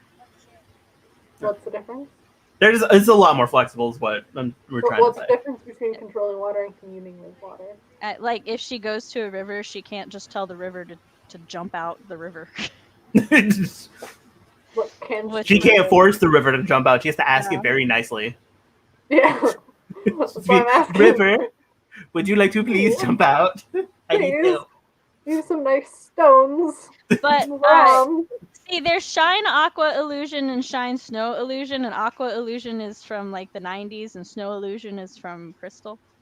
Really? Oh. It's the same attack. They just, for some reason, have 2 different. Change the name, yeah. I can't wait for their The next bubble level up attacks. The bubble is in both, and then There's the like illusion mist thing. I was obviously Well, bubble thinking spray about- becomes like the mist. yeah, Yeah. Bubble Spray is the mist. And then bubble And spray then- freeze is the mist plus ice. Yes. which is cool. And then aqua shine illusion is just like a water geyser. Yes. No, it's a geyser, but it freezes too. It does. Okay, yes. Yeah, it does. It do Okay. freeze. Like Anyhow. I said, Aqua and Snow. Although in Crystal they did Snow Illusion instead of just doing what Aqua Illusion does. She like made 3 of her, Yeah, she which did. wasn't a thing in the manga, and like I don't understand why they did that because Birdie just froze. They were like on screen for less than 2 seconds, and then she never did that again when she used the attack. So I was like, Yeah. why? Someone was trying something out. Yeah, the animators were like, "Don't worry, I got this," and the Don't editor worry. was like, "No, you don't. I'm gonna make you think you do, but you don't." Thought you did. Psych! You thought, son, but you didn't. Also, through this entire arc, there is an old man called Wiseman, who's like a fortune teller dude. Hold Messes on, with the I'm gonna- child. I'm gonna do chat before we go on to the next topic. Yes. Yeah, real time. That's the word I was looking for. Thank you.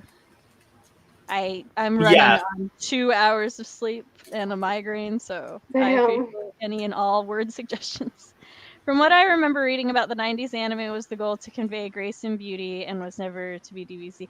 Well, like I said, with the 90s anime, it was more about developing the characters and doing the arc and fleshing out the plot. And so, and they put a lot of the budget into wardrobes, making sure the characters could have more wardrobe. Since the fight scenes were a very small part of it, they were just like, we'll just recycle animation. It's fine. Which I can understand. Yeah. Oh, that's there twice. Okay. But yes, which a wise man, because he's not a dumb man. He's not a dumb man. So He's a in very both, smart man. the 90s and Crystal, there's like this old fortune teller looking dude who's in a cloak the entire time, and he has a little crystal ball. His name's Wiseman. And his hands are like crap. They're like prismatic color. Yeah, It's like this yellow peachy base, and then just these floating blue green. it's like colors. someone put So cool. pattern paper like on the edit when they were drawing it. They're like, we need a cool thing. You have a Look. pattern paper. We'll just His use that hands for are his special. hands. Yeah, his hands are special because he's a special being. And So it's like demand is always like being like Wiseman. Like Wiseman, give me all of your information. And Wiseman's like, yes, we must attack this point. Goodbye. So he's pretty much like Queen Beryl. No, how dare you? He's better than Queen Beryl. I mean, Queen he Beryl's is. a lazy bitch. She is lazy. Wiseman does a lot more work. Listen, Wiseman works. Queen Beryl sits around and goes, "You go do things," and then He when does they this the entire time. Also, the amount of times Queen Beryl said, "I'll give you one more chance." I know, right? She can't count. Yeah, she lost count. Like, But the one thing that watching the English version you didn't get to experience is when she says Jedite's name in Japanese. She goes, I'm Jedito. Jedito. Jedito. Like, she'll just say an entire sentence, like, normally, and then she's like, Jedito. It's my favorite thing that she does. Yeah. But yeah. Her killing off all of her subordinates. Technically, Jedite's alive. He's Yeah, he's still just down frozen. there. He's frozen in the Negaverse, like, to this day. He's just asleep. There's actually in the Bessum tabletop RPG, one of the suggested plot scenarios and stuff is that in the time of Neo Crystal Tokyo, Jedi wakes up. Yeah, because Queen Beryl is gone, so it's not like her magic can just stay indefinitely. He's just frozen down there. He's just frozen down there. Yeah, he's just frozen. He's just taking a nap, a cryo nap. It's fine. It's trendy. Yeah, I kind of feel bad for them because they don't really have a choice in what they're doing. I'm like, I guess get it, you're bad guys. So yeah, it's even worse. It's even worse when you know, because they don't. It never directly says this in the manga or anything except supplementary materials in interviews. But those her four generals. Oh yeah, who's the fourth one? There's Jedi, Nephrite, Zoisite, and Kunzite. Oh, right. I forgot that Jedi was a general. Yeah. They are actually... And they're also named after gems, too. They're actually the knights who guarded Momoru. They're King generals. Endymion. Yeah. But Beryl found them when they were reborn and brainwashed them and took them to the Negaverse. And to become her evil generals. Where she And just does this all day. She must have carpal tunnel. It does like in the manga, and I think Crystal might say it, that like Kunzite regrets that they didn't find a Dominion before he remembered it. But they don't actually explain how they came under Beryl's command in the new era. All I know is she was like a rebellious leader, and then she got magic from... Hold on. From the... Oh no, it explains Beryl's origins. I'm saying it doesn't explain how Beryl got the guys. But another gem. Tabby didn't make this one, but she found this one. And let me. Doing great. I'm excited.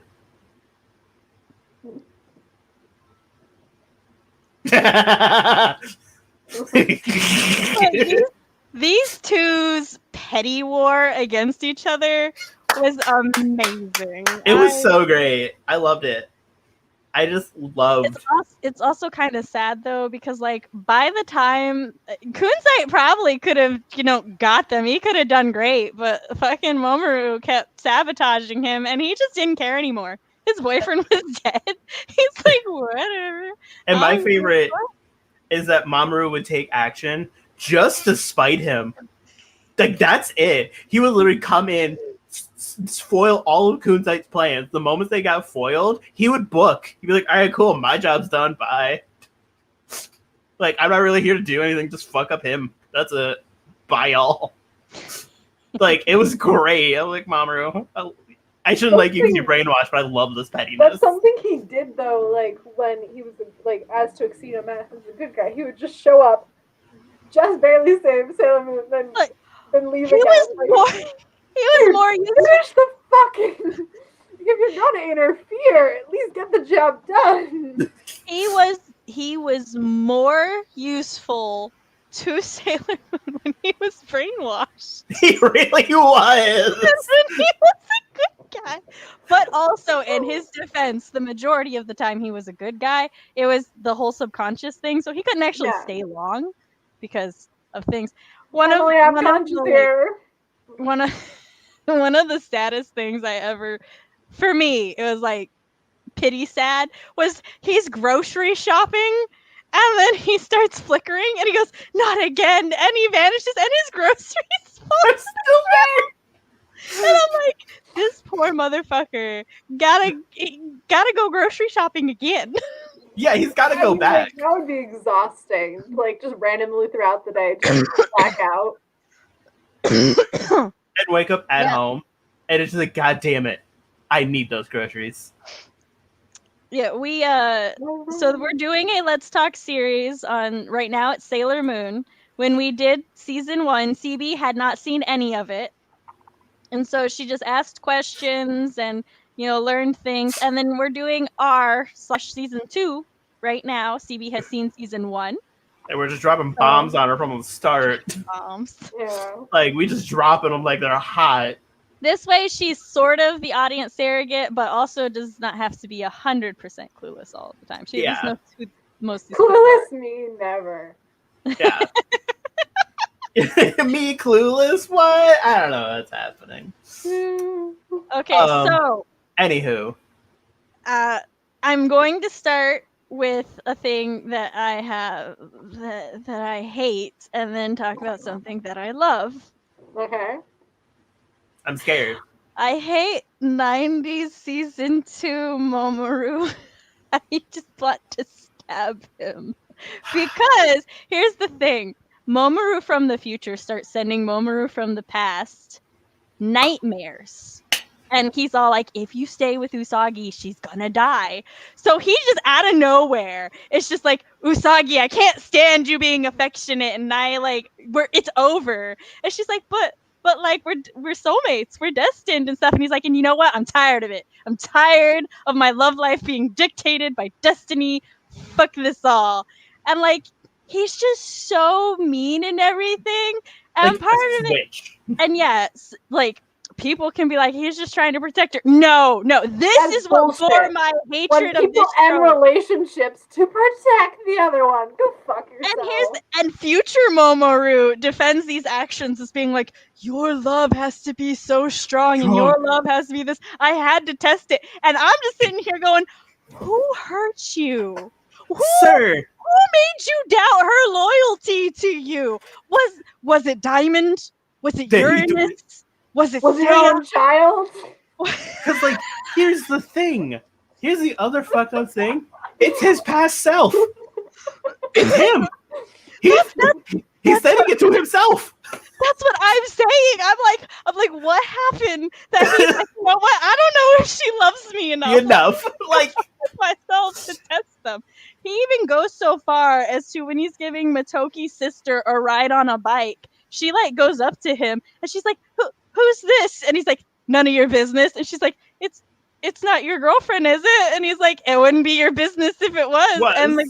And the girl's like, Mamoru, who's this? And he's like, no one, just a friend. And then he drives away, and she's so sad. She also, part of her arc is just wrapped around trying to learn to cope with this healthily, and she mood eats and eats her feelings sometimes, to the point that Chibi Yusa, upon finding it, because she's like eating and Luna's like, what's wrong? And she's like, Mamoru's got a girlfriend, so it doesn't matter if I'm fat or ugly anymore. And then Chibi Yusa just kind of turns toward the camera crying and runs out in the middle of the night in her pajamas to be like, he can't have a girlfriend. He can't have a girl. And I'm like, small 5-year-old, get back in the house. Ma'am. Also, Mamoru has a bike. Reach the handle. That's the other thing I love too. Is Mamoru just has a motorcycle. Like, that's his means of transportation is a motorcycle, and it shows up once. I'm really concerned the fact that I liked him in season 1. He was stupid. I loved him in season 1. They assassinated him in season 2. And it's so bad. And then the other thing is, eventually, I guess because Mamoru is doing such a good job staying broken up with her, he starts sending the dreams to her. To Usagi. The first time she gets the dream, she fucking books it to his house, and she's like, have you been getting nightmares about us having a wedding and then me dying? And he's like, how did you know? So then he invites her in and they talk about it. And she kind of tricks him into admitting that he broke up with her because of these. And she's like, I don't care if the world's ending. I don't care if our lives are in danger. I love you and I want to be with you. And it's like, this may seem extreme, but at the same time, she has literally saved the world. So You know, like her very I'll handle it. multiple times. She's like, this is nothing. You're gonna break up with me over this. And then when they go to the future, he's lost in the space-time thing, and the past the future him is like, hey, don't go that way, go this way. And he's like, I have a feeling we can trust this voice. And literally in my notes I'm like, but can you? But can you? But do you? Even I was like, are you sure? Are you sure you can trust this voice? Because I don't think you can. Now I don't. Now, in this isn't a thing that they did in the manga or in Crystal. And Mamoru, the other thing is every time she gets jealous of Chibiusa or every time like that, he dismisses it. He's like, hey, yeah, let me finish what I'm saying and you can vanish. But I lost my trail of thought. It's like, oh hey, she's just a lost girl. Yeah, she's just a lost girl. You're being silly. It's whatever, basically. You're overreacting. You're overreacting. Get over it. But in motherfucking Crystal and the manga, he's all like, she's staying the night, or he's like, she stays the night because, like, she misses her parents and she feels, safe here or whatever. And Usagi's all like, do you like her more than me? And he's like, excuse me? Yeah, he's like, what? Hold on, what do you mean do I like her? She's like, oh, I'm sorry, I guess I'm just insecure and I'm feeling, some way. And what does he do? He wraps his arms around her and pulls her in, and he's all like, I love you. You know that you're like my number one. And I'm all like, oh, honey, yes. Like it's That's and the like right move. and also the entire time that Mamoru and like Usagi are like broken up and he's making it apparent they're broken up, Chibiusa's still going to Mamoru the entire time. And Usagi goes to find Chibiusa to the point where she just goes to Mamoru's house first. She's like, Mamoru, Chibiusa's missing. Is she Where's here? the child? Is she here? And then he's like, every time he's like, Usagi, what are you doing here? I'm trying to find my motherfucking fake cousin. Listen, this bitch is missing. Why does he live alone? He's only 70. His parents are dead and he's got money. Yeah, he got accident money. Mako, Amy, Mina, and Mamoru all live alone. Yeah. It's just a thing. Also, Ami's parents are doctors, so like they're busy doing doctor stuff. No, her mom is a doctor, her dad's a Japanese painter, and they're divorced. Ah, okay, yes. Her mom, one of them's a doctor. So she's like These kids I know my shit, okay? She's the fact checker. I just spew things and then she corrects me and I go, yep. Weird. She sit all the characters down, give them each a hug and a thing of hot chocolate, and just be like, it's okay. So Mako doesn't like riding on airplane, or she doesn't like the idea of airplanes, and it's because her parents died on one. Of course they fucking did. Yeah, and then Venus is from another country, I think. Is she Japanese? No, Is Usagi the only one with like their parents together at home? All good. Yes. Ray's mom actually had a weak heart and died, and she went to live with her mom's dad. Although you rarely see Mr. Tsukino, you see her mom a lot. Look, he has a job. He is a news reporter. Like when you see her parents together, they are fucking cute. Oh, they're cute as adorable. Shit. They're great. They're like A+ parents. And they're like it's like bowls. Supportive and everything. He's he like, is. When you get a boy, or if you get a boyfriend in this, and then he sees her boyfriend, and his whole thing is she's a delinquent because she's got a boyfriend at 14, and her mom's like, yes, honey, but she's 14 already. Well, Yeah. my hell boyfriend But is after that, 14. he's chill with it. He just had a moment of his babies growing up. Yeah. Yeah, no, her parents, A+. It's just, you see her mom a lot. Knowledge flash. Yeah, that's what there's Oh. like the past stream is like 3 hours. This one we're reaching 2 hours. It's just 5 hours of CB experience. I will cut us off at 3. It's fine. But go feed your cats. Cody and I will Yeah. keep everybody entertained. So, I was gonna wait for CB to show up. So, Like, I was gonna wait for her to come back. while we wait, everybody, I would like, my sister bought me this. It is a candle holder. She got it for me because it looks like the Sailor Moon from the crystal from the end of Promise of the Rose, after Fiore cops a field and then turns into a flower. After he's like, let me just. There's a note that I wrote about Fiore that CB won't get because she hasn't seen the movie, but you will. So I gotta go back to my season 2 notes. Look, y'all, I have a whole Mila note board. If you like want to read, She does. It's great. I will just occasionally pop in and be like, has she started yet? No. Has she started yet? No. She started. Oh, it's only been 24 hours. Oh, girl, she started. Let's read. Okay. Mm-hmm. Oh, Yep, yeah. I know this episode. Yep, we feel the same. Mm-hmm. That's like the thing with Chibi and Momoru. You saw you read my notes and you were like, I'm so glad that you like. Listen, I was so scared. I was like, I'm so afraid we're gonna have another fight because I hate this. Fuck no, we would never have a fight. I hate this. I hate how he acts. I hate how she acts. I hate the entire situation in the 90s. It's literally the worst because he just doesn't give an explanation at all. Okay. So, it says Usagi dodges like a boss. Luna says, "Stop running away." Usagi's like, "I can't. She's my baby." Oh, when Wicked Lady and Crystal, I think, when Wicked Lady was like trying to hit her with stuff. Oh yeah. Okay, so I also love. Usagi gets pinned down, and she was fucking willing to die, but luckily Tuxedo Mask comes in with his boyfriend Fiore's flower philosophy and saves his woman, reminding her she has cleansing powers. Yes. With his Fiore flower. I love Luna P. It's because at that point, the reason I said Fiore's flower philosophy is because I don't remember exactly what he said, but he started going off on something about flowers and they're pretty and da da da da. Also, you can cleanse her, and I was like, Sarah, you need to get to the point. Listen, since like Moonlight Knight showed up, some of his monologues have been real weird. Like, is Moonlight Knight back?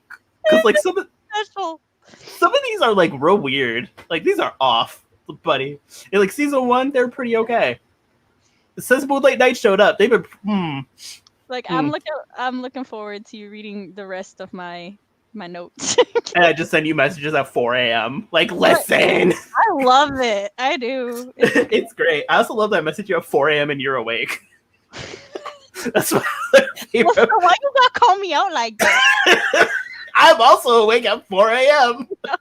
Because I'll just be like, oh, I remember the Sailor Moon Milano. I should read some of that. Sam, and then I'll see the response like, oh, she's like, yes, cool. I don't have to wait. According to this, for the 90s anime, my season 2 notes is 21,585 words, and for Crystal season 2, it's 5,697 words. So, damn, how is it more? No, I know there's a lot, but 2,100 and 21,000. 21,585. For your season 2 notes. My season 2, bitch, go read them. They're entertaining. Listen, they are so entertaining. Go read them.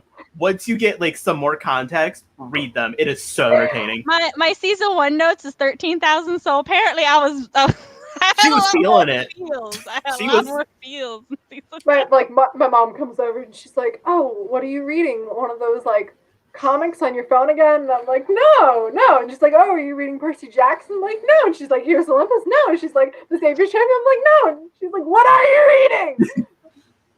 Sam notes. Just saying Sam's essay on Sailor Moon. Yeah. Yeah, it's great. Yeah, some of my notes are also like, this is a great. It was like, this scene is really great for showing like the character development and stuff. And then other notes are like, listen, this is my man's. He came in. It's so good. It goes from like such professional, like in this scene, X and X happens. And other times it's like, bitch, he gonna slap you. The This is one fuck? with the In all caps. like queen, right? The queen. Oh my god, he murdered me. I did not expect that. Okay. Listen, all right. So because I hated 90s Momoru, and I was a teenager in the 90s, and I did not yet know problematic things, I really loved Diamond, and because look, here's the thing. Here's the thing. Okay. I'll expose myself. I don't care. Diamond sees Sailor Moon. First of all, he's in love with Neo Queen Serenity in his head. Mm-hmm. And he sees Sailor Moon. And he's like, those eyes. I recognize those eyes. This bitch with the copy-paste blue eyes in the anime. And he's like, I recognize that's Queen Serenity. Sailor Moon is Queen Serenity. And I'm like, sir, her true love, her reincarnated man, he didn't recognize her. How did you? Her own child didn't recognize her. Like, literally, it is a projection of her. And he's like, I recognize the fierce look in those eyes. And I I'm want like, to see it again. Okay. And then he's all like, he kidnaps her, which I'm like, questionable. But I'm still here for it. Because how else are you get the girlfriend when you're a villain? 101. Rule 2, don't kidnap. Rule 1, don't murder. Oh, he also dresses her up as Queen Serenity. First of all, we don't know who dressed her. We don't know who dressed her, but someone. We don't know if it was Saphir. We don't know if it was magical. Tabby and I tried to figure out. We could not find definitive evidence of who. She somehow went from Sailor Scout to Queen Serenity dress. And he's just like, she wakes up in his bed and she sees this hologram projection of her future self. And she's like, is that me? No, that's Queen Serenity. And he's like, do you like my hologram? And I'm like, she's just so confident. And I'm like, and Team Sam was like, Momoru's pissing me off. Go have your affair with your naughty boy. All right? That's how Team Sam was. I know. There's an episode of Supernatural that's kind of like that. Where this like lady is kidnapped by this vampire who's actually a shapeshifter, and he's like, "You're the reincarnation of my true love." And then she like wakes up after being kidnapped and changed into the dress of the true love in the bed, and she looks over and there's a painting.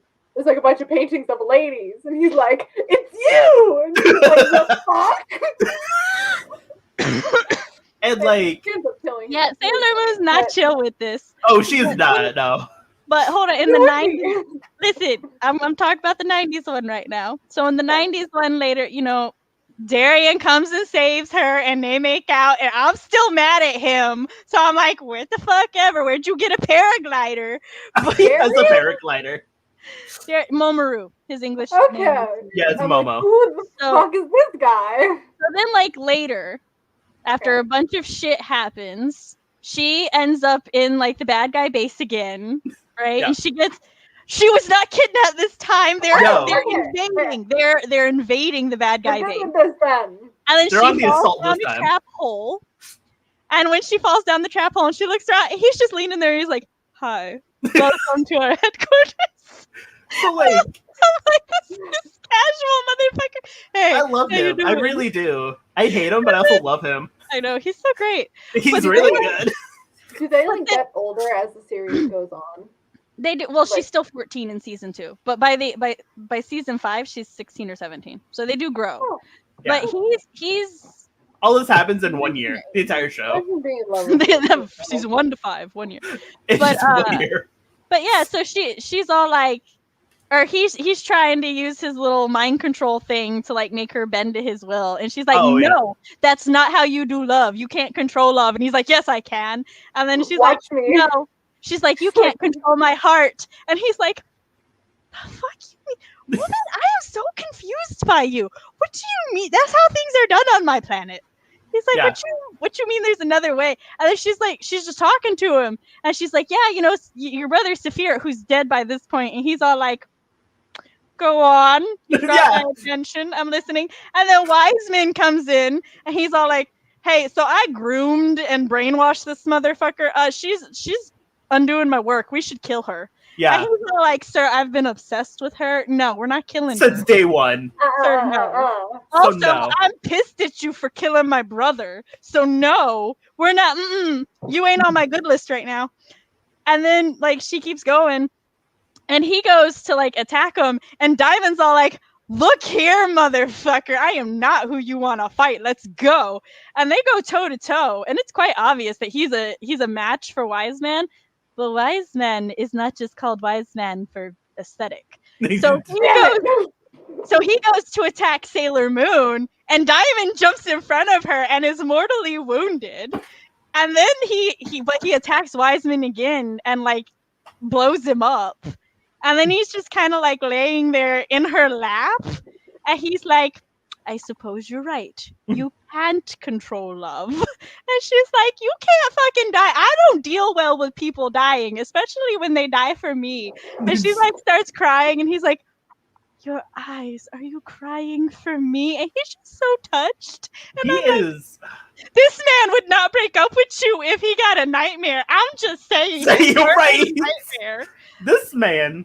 But then he's like, thank you for crying for me. And then he dies. And I'm like, he could have been reformed. Come on, he made mistakes. Listen, but the man. Mamoru. Yeah, every time a listen. character gets wounded and they're like having a speech, and I'm just like, put pressure on the wound. Look, See, they couldn't refresh the man. You know what pieces? Yeah, that's what pisses me off. I'm like, They she's couldn't. got a motherfucking healing crystal. She can refresh everyone else in the world, but not the ones I want to live. Well, they couldn't because the entire audience would be like, why doesn't she just get with the man? Like, yeah, he's obsessed with her, but like he gets it. He's like, he's got to make up for kidnap. He's got to make up for his fuck ups. I agree with that. But yeah, also, listen, he's got a lot of work to do. He would not gaslight her. Listen, yeah. Say, if someone kidnaps you in real life, there is no reforming them. They belong in jail. There's a difference between fiction and real life. Yeah, listen. Exactly. When you have magical powers that can refresh evil people, you know, but now the rules can get bent. But here's the other thing. In Crystal, so remember my history with Diamond and loving him and hating Mamoru, but then we go to Crystal where we've got too pure for this anime Mamoru who keeps getting fucking brainwashed and molested. Every time, I swear, next season if he gets brainwashed again, I'm gonna put a petition. No brainwashing this pure boy. And poor guy. Although I can't fault the creators of Sailor Moon because I have a habit of mind control and kidnapping my characters. So like a lot. People get knocked out and are kidnapped or captured. But is it the same person? That's what I want to know. Is it just one person? You get knocked out a lot. It's also hold on. I address it.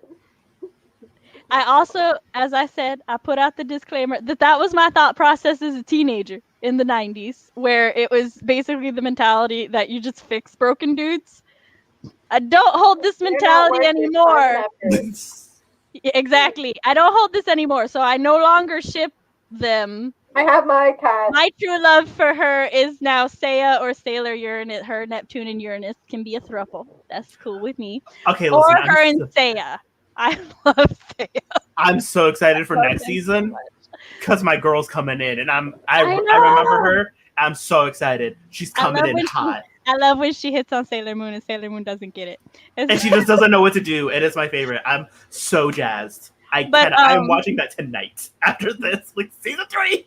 But then we go to Crystal, where it's so hard for me because he's sitting there and he's all like, those eyes, I love those eyes. They're so fierce. And she looks at me so defiantly. And I'm like, we love a man who loves a strong woman. And then he's like, I want to make her kneel before me. And I'm like, sir.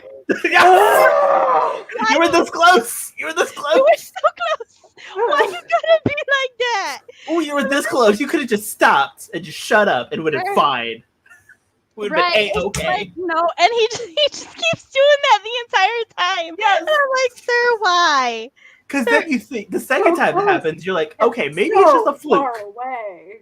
Yeah, like every time you're like, maybe he learned. Maybe, Yeah. but nope. No, he did Yeah, not. it's like okay, we're going in the right trajectory. Okay, I like this. Oh no, no. One change from the manga to Crystal is in the manga. The way he dies is he like straight up tries to steal the silver crystal from Sailor Moon, and she and Momoru just point the moon rod at him and just disintegrate him, or just melt him. They just murder him, and I'm like, that's fine. He deserved it. Damn. He's messing with my crystal OTP, and then fuck, what is it? But in Crystal, the way that he dies, he and I have just we've been a thing for 15 years. They've been through so much. We've been through so much. No, And- don't stand. I'm sorry, cats on the computer. But Kat's like, I want to stream. I want to talk about Sailor Moon. And he's all like, he gets in between Wiseman and Usagi and Momoru. Like, she's standing with her man and he still protects her. But he's all like, hey, nobody can kill what's mine but me, and she's mine. And I'm like, sir, no, but you know. And then he's like, only I can kill her. And I'm like, no. And then I can. This close. this close.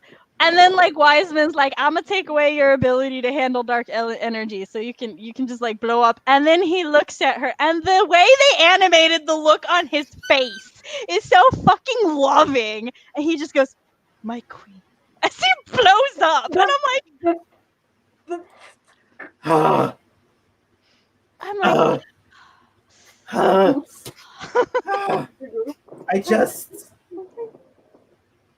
I love the confident asshole in the 90s so much more than Crystal. I know. Just the suave motherfucker just being like, hey. Sorry, my cat's all of a sudden interested in me. Can't imagine why. Yes, this is one of those things that I said he fucked up and he would need to make up for. Listen. But like, we can rehabilitate him. She can refresh him. It's fine. No, we are beyond that now. That was the 90s, 2000s. We are for Seiya now. Oh yes, we are. Oh, listen. Okay. Yeah. Oh no, we. He would force himself on her. He would beat up everybody, and he would not leave her because of a nightmare. Listen. I hate that. It's why I just don't get. So, and all like, I just don't get the time. Also, there's a time paradox that's about to happen. Because if you think about it, their goal in the 90s is to destroy the Earth, to destroy the future Earth.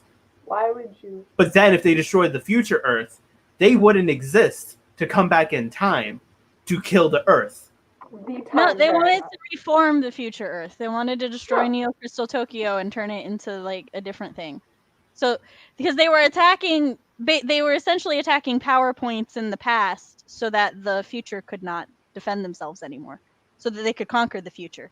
In Crystal, they wanted to just like, they didn't give a fuck about the future. They were going to blow it up, but they were going to go to the past to rewrite history. So, like, it wouldn't have mattered because they would have been in the past. Time travel make brain hurt.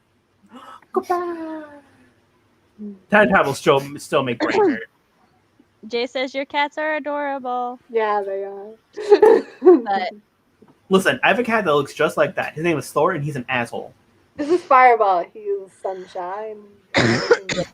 I will forever be on the statement that cats are all assholes. You haven't met Fireball. I haven't. I need to. Awesome. And I might have opened. I went, what's this on my desk? Opens. Oh shit, that was the catnip. Hence all the cats being interested in the episode. There was the way something was handled between the two of the things that I wanted to. Oh, the Guardians. So another thing that like, so in the in the 90s anime, in the future, the Guardians are using their power to put up a force field to protect the palace. Yes. And in the manga / the Crystal, they're just in a coma. Yeah, they're in crystals. They're literally asleep. And a slab on a room. Why? They just all went into a coma. It was Cataclysmic event. the blast that it was the blast that put Neo Queen Serenity in a coma, but like she had the crystal to protect her, and they didn't. In the 90s, also didn't the Sailor Scouts also put it like blast her with their energy to protect her, That's which formed the crystal? shows. Yeah, in the 90s one, they created the crystal barrier to protect her. Which I also find real strange that like she's like, you know, like standing up, you know, being like, oh no, but then she's laying down like, bitch, how did you move in there? No, see, here's the thing. I think the way that they did it, she's not like, it's not like crystal to her skin. I think there's it's just like a shell? Yeah. Okay, because I was like, how did she move in that? Because if you look, it looks different in the center than it does. Okay. I was real confused. I was like, I thought you were talking about like Diamond's portrait. I'm like, I think he got that hologram custom made. I don't know, probably. She's got like beads and shit. Like she does. She looks real real. Really and she's just like, yeah, she's like this, and like her feet. Like her feet are like together and out, and it's just like she's just like asleep, like little cherub, which is like, it's like she's posing. It's like, this is weird. Is that his version of having a poster of celebrity on his wall? I think so. Yeah. Yeah. The hologram is right in front of his bed. One of those like cutouts. You know how you've cut out of like people, like actors? Yeah, cardboard cutouts. In your room. He just has a bit. He's a hologram. I had one of Hermione, or I had a Hermione wall sticker. It was very short for some reason. I feel like I should do a disclaimer that I don't necessarily endorse any of Teen Sam's opinions or ships. Teen Sam was Team Sam. And the actual Team Sam, not yes. No, me when I was a teen, I had some questionable taste. I still have questionable taste. Questionable taste. Listen, there was another thing too that was handled differently in the Crystal and in the 90s. Is at the very end. Oh, hold on, I wasn't done with the Guardians. Oh yeah, you weren't gonna just go. Yeah.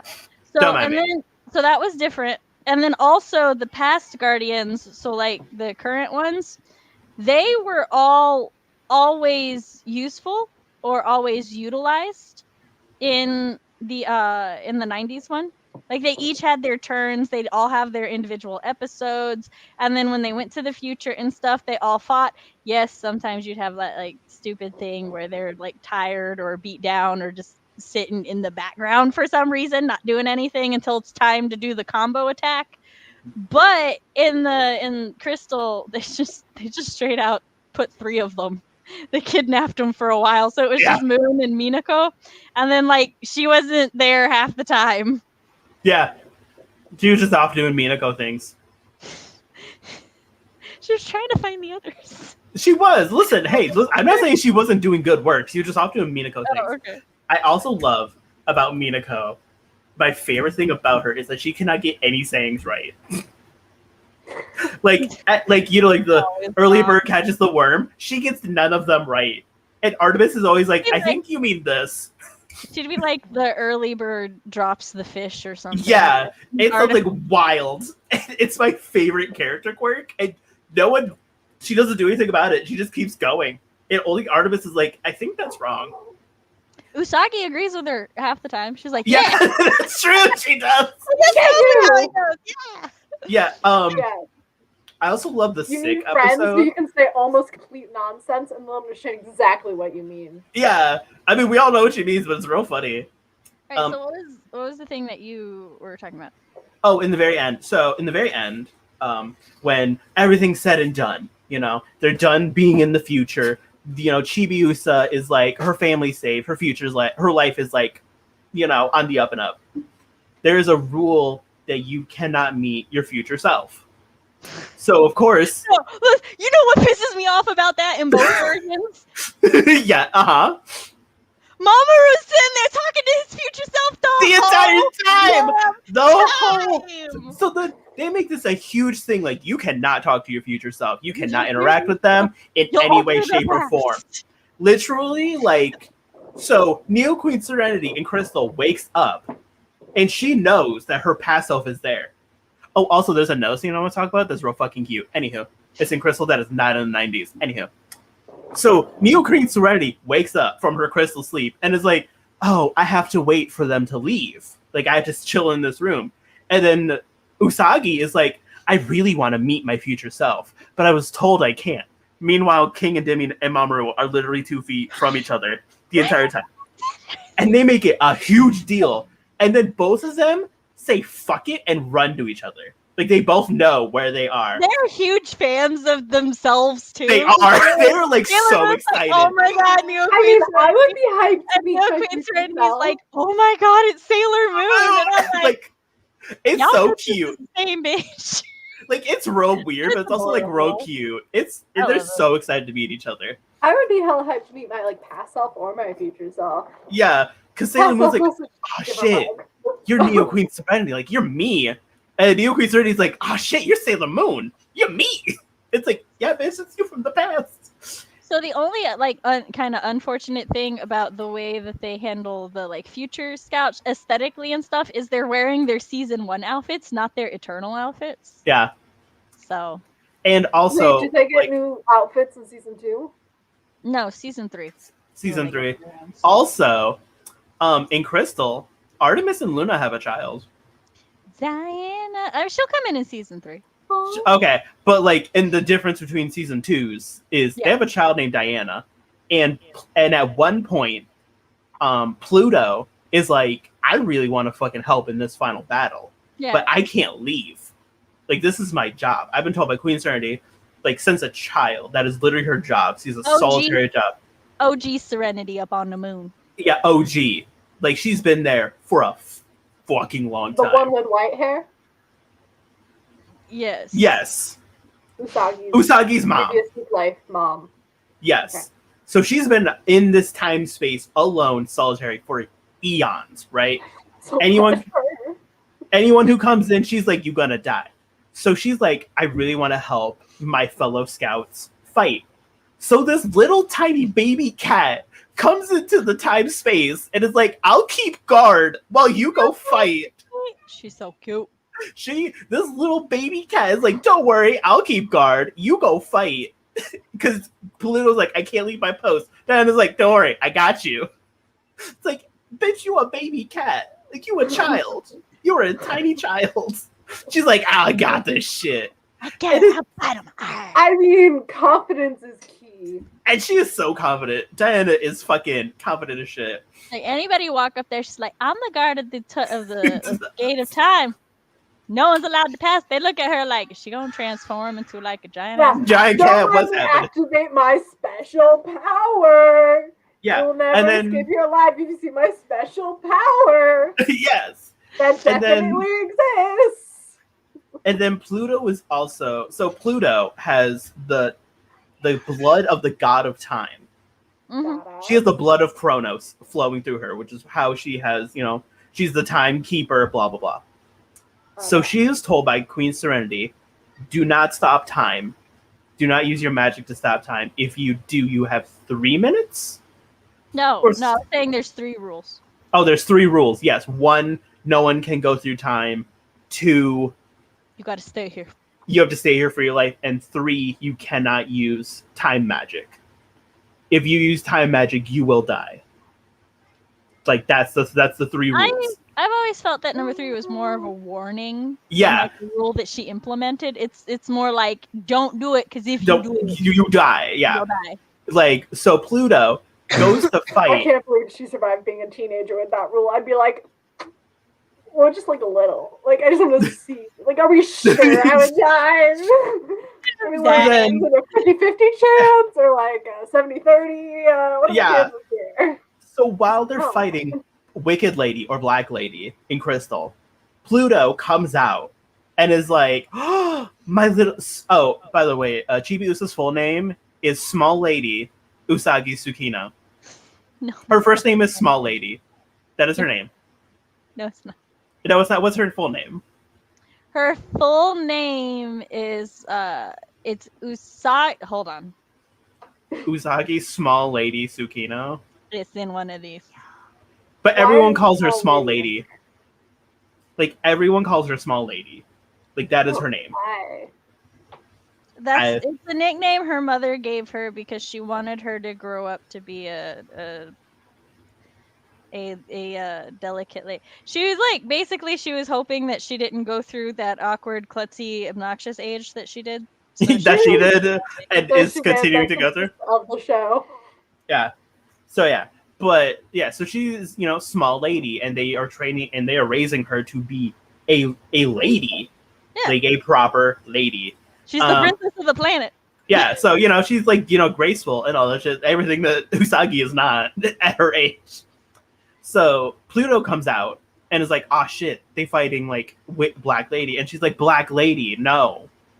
So to help, Pluto breaks rule number 3 and uses her time magic and stops time. Did she die? Yep, and she Fuck dies. her. Oh, that was the ending, right? And then Chibiusa comes back. So her full title is, she is Small Lady Usagi, the daughter of Neo Queen Serenity and King Edimignon, the crown princess of the Silver Millennium. Yes. But Small Lady is a nickname, not her. Oh, I thought it was like her actual name. No, Small Lady. That's why I was like, why did they name her Small Lady? That's stupid. No, I'm like, y'all. It's like, Usagi. Yeah.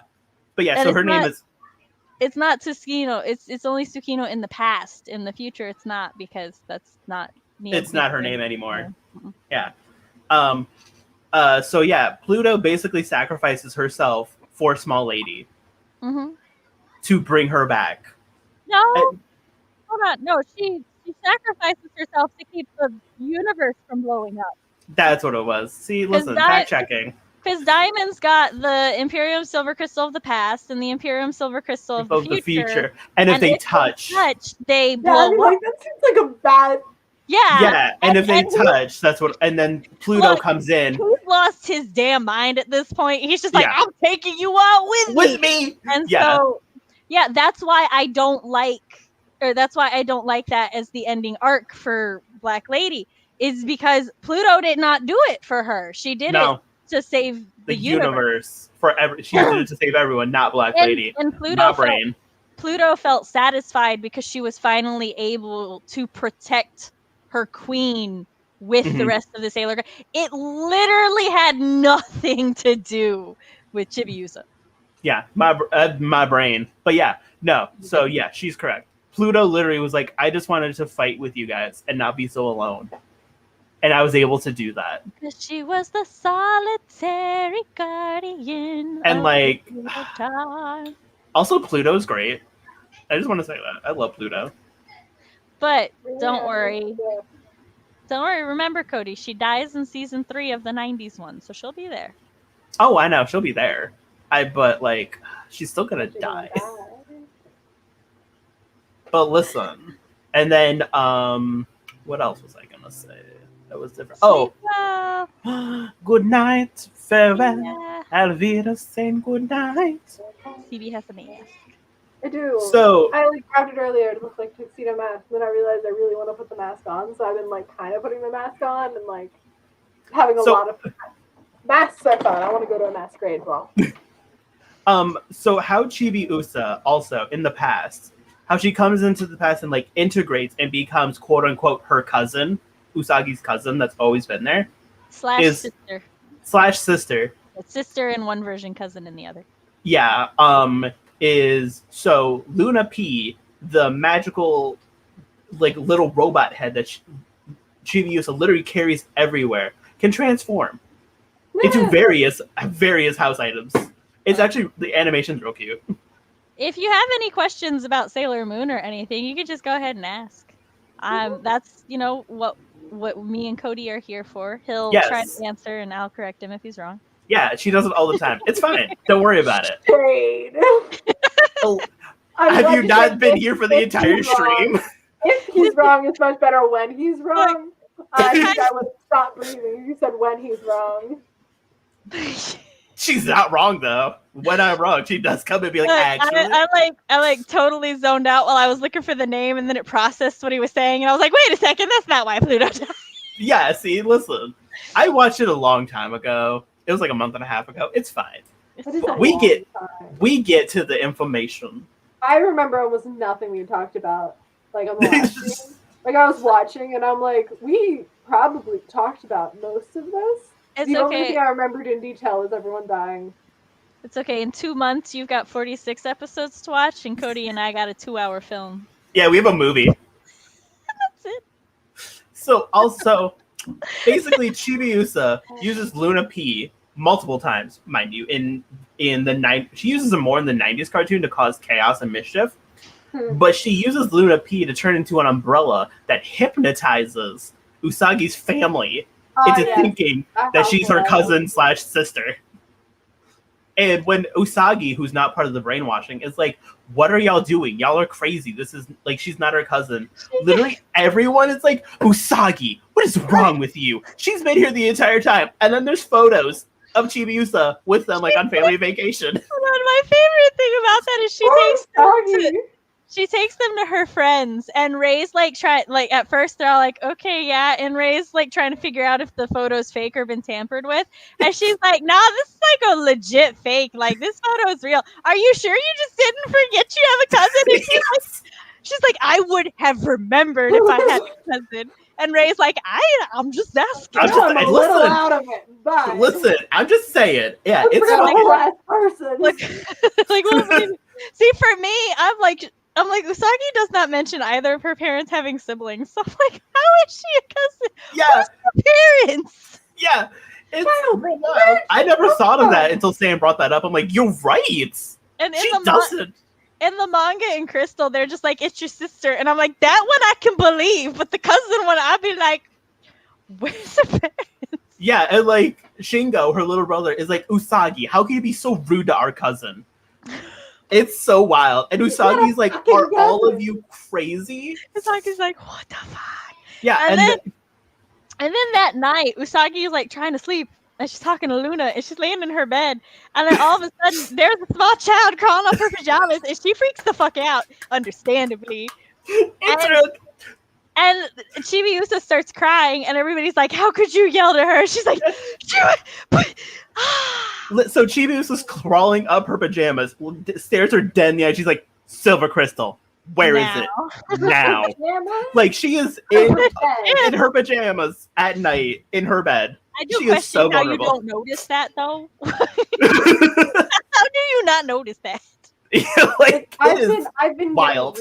Reused to the cats randomly walking across me in the middle of the night because it's a little jarring. I couldn't imagine a whole ass child. Yeah, no, she wakes up. She's in the tub talking to Luna about it, and she's like, man, everybody thinks they're cousins and stuff. And then there's like bubbles from the bathtub, and she like goes to sniff the bubble like she doesn't know where it came from. And then Chibiusa's head pops out, and I'm like, that bathtub is not that big. How do you not notice the child? Yeah, like a whole ass child. How did she get there? And Chibiusa is so determined. And how long has she been there? How did she breathe? She had been there a day at that point, because that was all in the same day. No, in the bathtub. How long has she been in the bathtub? Not at the house, in the bathtub. Been in the bathtub a day. Like, it is. I both love and hate Chibiusa in the beginning, because she's so, like, such a spoiled little kid. There's so much. But it's so much ridiculous shit where she's just like, literally every time her and Usagi are alone, she's like, Silver Crystal, now, hand it over. I will say, eventually, Usagi and her do develop a really good bond, and they actually like they go from kind of like sisterly to motherly, and like Usagi legit develops a lot of motherly instincts and feelings towards her.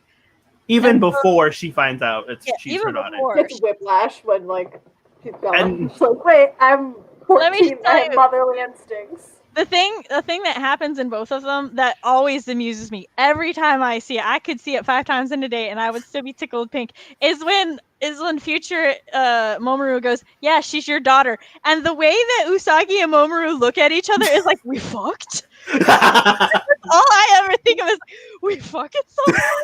And I'm like, y'all plan to get married? Y'all have a dreams about getting married. Y'all know you're each other's soulmates. I'm confused. No. Hello. We're good. We're talking about Sailor Moon season 2. A little bit of 1, some of the others. Thank you. Oh, thank you. Thank you. I want to see their expressions. Like, is it excitement or surprise? They're like their minds are completely and confusion. totally blown. They're just like, it's so funny. And like their faces glow. Yeah. Now something Glow? that their faces like glow red. Yeah. Now in Okay.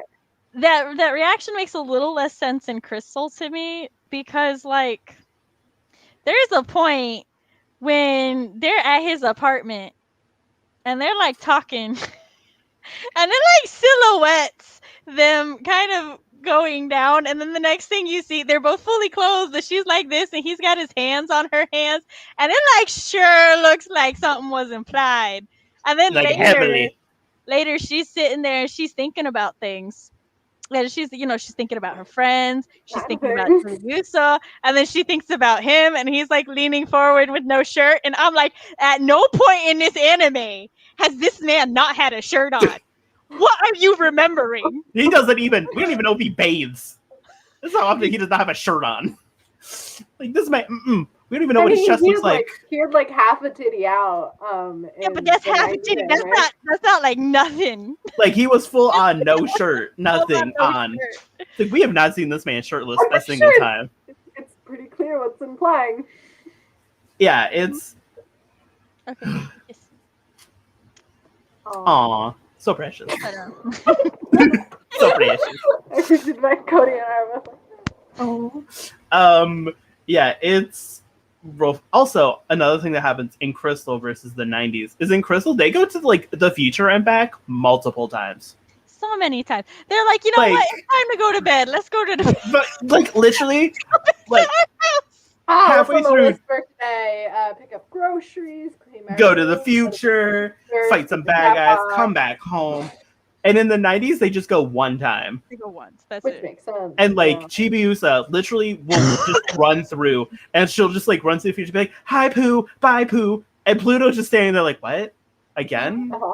Why are you back? Hold She's on." doing such a great job making sure no one time travels guarding this door. Yeah, and then there's just Chibiusa and these 4-ass grown adults. Also, another They're not difference. grown adults, they're teenagers. Teenagers. I mean, like they're barely. Those are children. Yeah, they're children, but she's letting children through, and a 5-year-old. Another Also, I'm difference. so concerned about just the 5-year-old being unsupervised at all. That's Tabby and me. Every time she like snuck out, we're like, how is the 5-year-old getting out? Why is the 5-year-old walking around by herself? There's like a point where she gets really upset about something and she runs off, and like Ed Mignon, he's all like, no, as long as she stays in the palace, she's safe. And Tabby and I are like, she's not gonna stay in the palace. The very next scene, she's at a busted up park, Like, and then trips why on the stairs. that's when Or, like- Weinstein comes in and kidnaps and brainwashes her. Yeah, literally, he's like, as long as she's in the palace, she'll be safe. Next scene, she's not in the palace, she's out. And she's sure as hell not safe. Yeah, she's not know- safe. You know how fucking long it takes for him to realize she's gone too? It takes a while. Like, it takes a minute. It's like, Maybe sir, this is your child. she's bad at being a dad. Maybe that's why she's spoiled, goes missing, has all of these issues. Right? Okay. Bro, you might be a good king, but I'm doubting your. He doesn't rule his Abilities life, as a father. though. What the Oh, fuck and is also- he doing with his time? Polishing his tuxedo? I don't know what he's doing with it. And in the Ruining and also, it. Supports his wife. He walks around and looks good. yeah, he's you Oh, know, my dad has a shirt that says "I'm my wife's arm candy." That's pretty much him. yeah. And another difference is, so in the end of Crystal, Chibiusa becomes she gets her moon powers and she becomes transforms into Chibi Moon, Sailor Chibi Moon, and it's real cute, and it's actually real cute, and hers is actually hand drawn and not 3D for the first time, so it's kind of jarring. And in the end of the 90s cartoon, she just goes to the future and runs to her mom, and her two moms never meet ever. And also, I never realized Chibi Usa goes up to like everyone's kneecaps. She do. She sure. Like she is tiny compared to everyone else. So I'm like, okay, you know, everyone's like average size, but like children. I'm like, she goes up to their kneecaps. So I've got some fun things to show y'all. I saw this. I saw this one. If you were in Milo Note, you probably saw all of these. I was. That's why I saw these. These are things Tabby sent me while I was taking notes. And she was entertaining herself. This is an actual quote. I love how long this takes. And it only gets longer every single season. It's her attacks. Are they not let up when they're grounded? Are they not supposed to go out when they're grounded? That's how we use them. Is that them grown up, or is that them just... King Endymion. This is Neo Queen Serenity, so that's her physically at 22, but like several hundred years old. She is old. That's him like 23, 24. But yeah, they're both in the future. Yeah, they're both like hella old. Almost exactly the same. Like I was sitting there like, are you just wearing different outfits, or are you? Yeah, no, that's the Queen and King. Yeah, Moon magic. That's actually imagine being like what Momoru asked a lot of the time. King and Queen look like so young.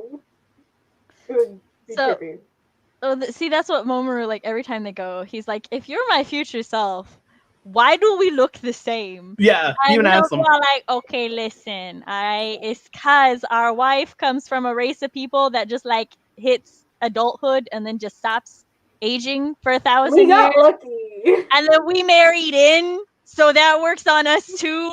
And then she took over the planet, and so now the whole planet just lives forever. Yeah, it's real wild. That's why we said Chibiusa is either 5 or 900. Yeah, in the 90s when they were like, she's a toddler. Yeah. And then in the other one, they're like, she just never grew. She just like, so Chibiusa maybe that look at each other realizing that they don't fuck for 900 years. Because Chibiusa grew to the age of 5 in adult, and then she stopped because she doesn't have moon magic. And that's why everyone bullies her. And that's why she doesn't really get older, or they're suspecting she doesn't get older, is because she doesn't have access to her moon magic. Cody, you know what I need to know, though? What? So, okay, like, there was a future crystal and a past crystal, and then where's the present crystal? And Chibiusa cried when Pluto died and made her own crystal. Wait, she did? To the future crystal? Yes, if you pay attention when she cries, it crystallizes, which is how Moon got her crystal, and it's how she and it's how they find it. But did it not go? But then did it? Well, we never show the future one again. Maybe it went back to Queen Serenity because Chibi's in the past because they're literally like, take my daughter, turn her into a good guardian. Yes, so there's. I know, but what I'm saying is in the future, or in Crystal. That's what happened in the future. So, like, in the future, there were 3 silver crystals at once. But they never addressed this. You know, they don't address a lot of things, like King Endymion and, you know, Mamoru talking to each other constantly, being like, you can't talk to your past self, and yet they talk to each other all the time. He also doesn't ask for parenting advice. He doesn't ask for romance advice. Here's the thing. Teenage Mamoru is a way better father. Listen, though. That's the only good redeeming quality. He's a better father. Like a book on parent advice across the table. No, hold on, Cody. I'm saying Crystal Mamoru is a better dad. Oh yeah, Crystal Mamoru is way better. His past self spoils her way too damn much. Yeah, listen, agreed. Yes. I just... CV, you want to know how bad the spoiling is and the favoritism? Oh, it's terrible. In one of the movies, right, Sailor Moon is trapped in a dream. and she like tells Mamoru, because she's like, Chibiusa won't wake up. And he's like, hey, don't worry about it. Let's just let her sleep, and then you and I can just spend some time together. And she's like, she really worried because that's her baby. And she's like, oh, but I'm just like, you're worried and all this. And he's like, yeah. And then she stops and she's like, Mamoru, who's your favorite? Me or Chibiusa? And he's like, well, of course you are. And then she picks Chibiusa up and she's like, even in a dream, you're too good to be real. And then she blows the dream up. Yeah, it gets wild. I'm like, that's how bad it is. Like, it is. Even Usagi uses that as a test to be like, I know you're not the real Mamoru. God damn it. You're not my man. You're not my man. I know him better. That's so, like, whew. But, like, it is wild. Let me tell you, though, in Crystal, Diamond's not my man's anymore, but Rubius, that's my man's now. Listen, it went to Rubius. I like listening to him. Even the way he dies, he's all like, you know what? This crazy motherfucker, he's trying to blow up the planet. I'm out. See you. And then Wiseman's like, you ain't going nowhere. And then murders him. Goodbye. Done. Unfortunately. Oh, poor man. I like Crystal Rubius way better. He's actually pretty cool. Yeah. But like 90s Rubius, I'm just like, what did you do? It's funny. So it's funny. 90s Demand is cool and suave. Like, he's not great, but he's just like chill. And Rubius is terrible. But in Crystal, Rubius is great and Demand is terrible. I'm just saying. Like, not saying 90s Demand is wonderful, but it's real funny that they swapped.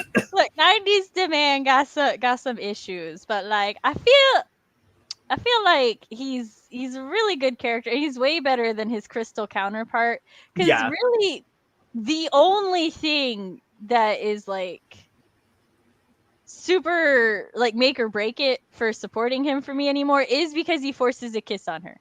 Yeah. I mean, yeah. But like, that's it. Oh, also, Demand has an eyeball in the middle of his forehead. We never mentioned that. Oh, his evil sight, yeah. Yeah, whenever he uses evil sight, a little eyeball just boop, middle of his forehead. He forces that kiss. Like, he forces that kiss at the beginning of his character arc when he thinks that love is something that you take and it's something that you control and that might is right. And then by the end of his character arc, it's like, I don't think he would do that again. It doesn't excuse it or anything. It's just, for me, I'm like, if he had lived, maybe he could have gone on to be an okay character. Yeah. Like, not great, but he would okay. You'll probably find a nice, cute girl that looks exactly like Neo Queen Serenity with those fierce eyes that can stare at him all day. He just likes that is. He really likes looking into her eyes. Listen, he's great at eye contact. We'll give him that one. He will not break that eye contact, no matter what. Tell him that story all day, babe. He's invested. He is invested in that eye contact. I can't wait to see season 5 in English. I can't wait. I've never seen it in English before. I can't wait to see my girl Sailor Uranus come in. I can't wait. I'm so excited. Got 4 more months for that. I'm so excited. Oh, I'm about to watch season 3 right now. Like, after the stream is over. My girl coming in. Hot and heavy. Oh, excuse me. Oh, Naru. Oh, shit. So Naru, like, in this season, when Sailor Moon's about to go, like, confront Ruby. Oh, yeah. Naru, like, comes up to her and she's like, hey, so everything going fine? And Moon's like, yeah, everything's fine. Why? And then Naru's like, you know, I just kind of feel like maybe you might be doing something with that floating death trap over floating there. Death rock over there. And Moon's like, no. So why would? It's kind of weird. Moon as like a civilian or Moon as as Usagi. As Usagi. Her best friend. And then Naru's like, when And when Usagi leaves, Naru's like, I have a feeling, basically, that she's a Sailor Scout or that she's Sailor Moon. And Naru's like, I just want to be there for her, and I hope that she's safe. And she like prays for her safety. And you're like, Naru. Even Naru during conversations like, I know you can't tell me like what's happening or what's going on. So like, make sure you're okay. Yeah, she's like, I just want to make sure you're okay. And if you want to, you can tell me.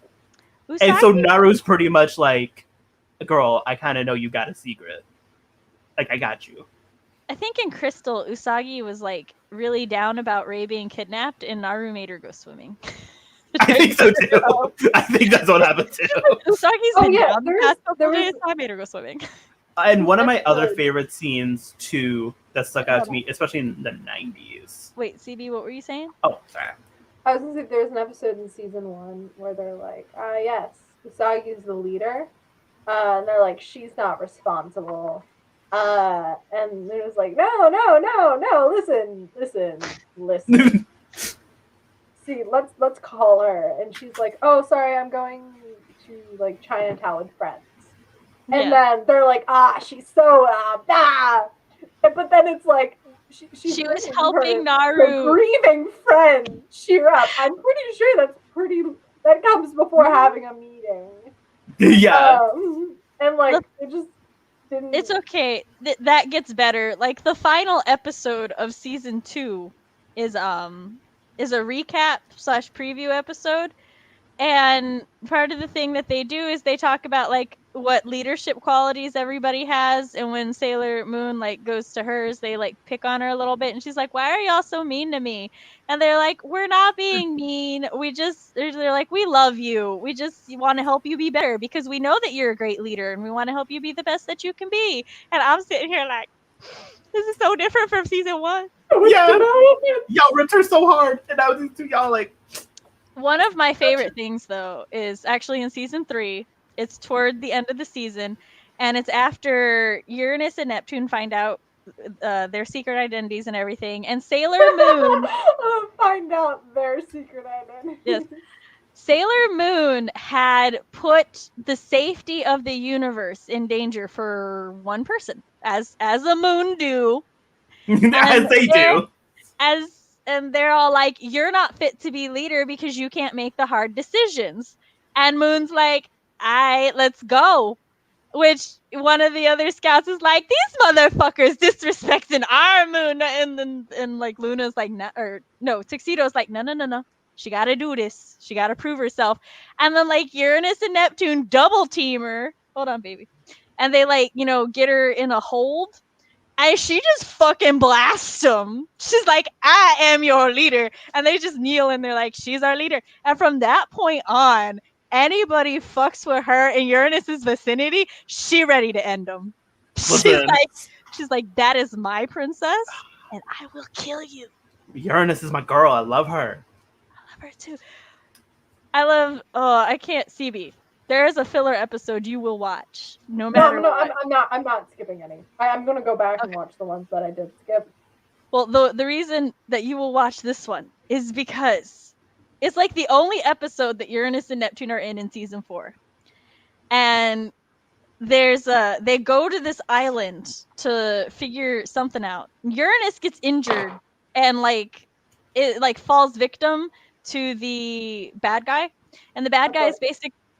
Hold on. The bad guy's basically like, if you break this thing, Uranus will go free, but everyone else on the island will die. And they're like inner monologuing is like, haha, now I've got her where I want her because she would never do that. And Neptune breaks it. And they're like, how did you know I was bluffing? And she's like, I didn't know you were bluffing and I didn't care because a world without her isn't a world worth living in. Are they the gays? They's the gays. They the gays. They the lesbians. In the original, let's go. In the original, they were cousins. Fuck that. That is only half true. But like there was like raw lesbian undertones. For the English, like the dub. Yeah. I don't know. Sam talked about this last time. Dubbings. What? Yeah. So one of my favorite scenes. You have a what? Is literally Usagi at one point is just like it's becoming. I think it's like close to the end of the season. Usagi just quite literally is like, well, there's no more time for, like, I don't have time for tears anymore. Like, I gotta fight. Like, I can't cry about shit no more. I gotta go. And I'm like, my little girl, you already had this character arc, but like, you're kind of having it again, but like, I get it. She gets progressively stronger each and every Yeah. time. But yeah, And- no, there is a singular dub where they are cousins for a singular season, and it has besmirched the entirety of the 90s anime. I promise you, I own them. I can show you the uncut DVDs from the 90s where they are not cousins. Movie night at Sam's place. Dude. I don't promise it's not going to skip, but it exists. Like, what is there? But yeah, there was a singular localization translation where they changed them to cousins because they didn't want them to be lesbians, but then it made it incestuous. Yay! And they were like, you know what?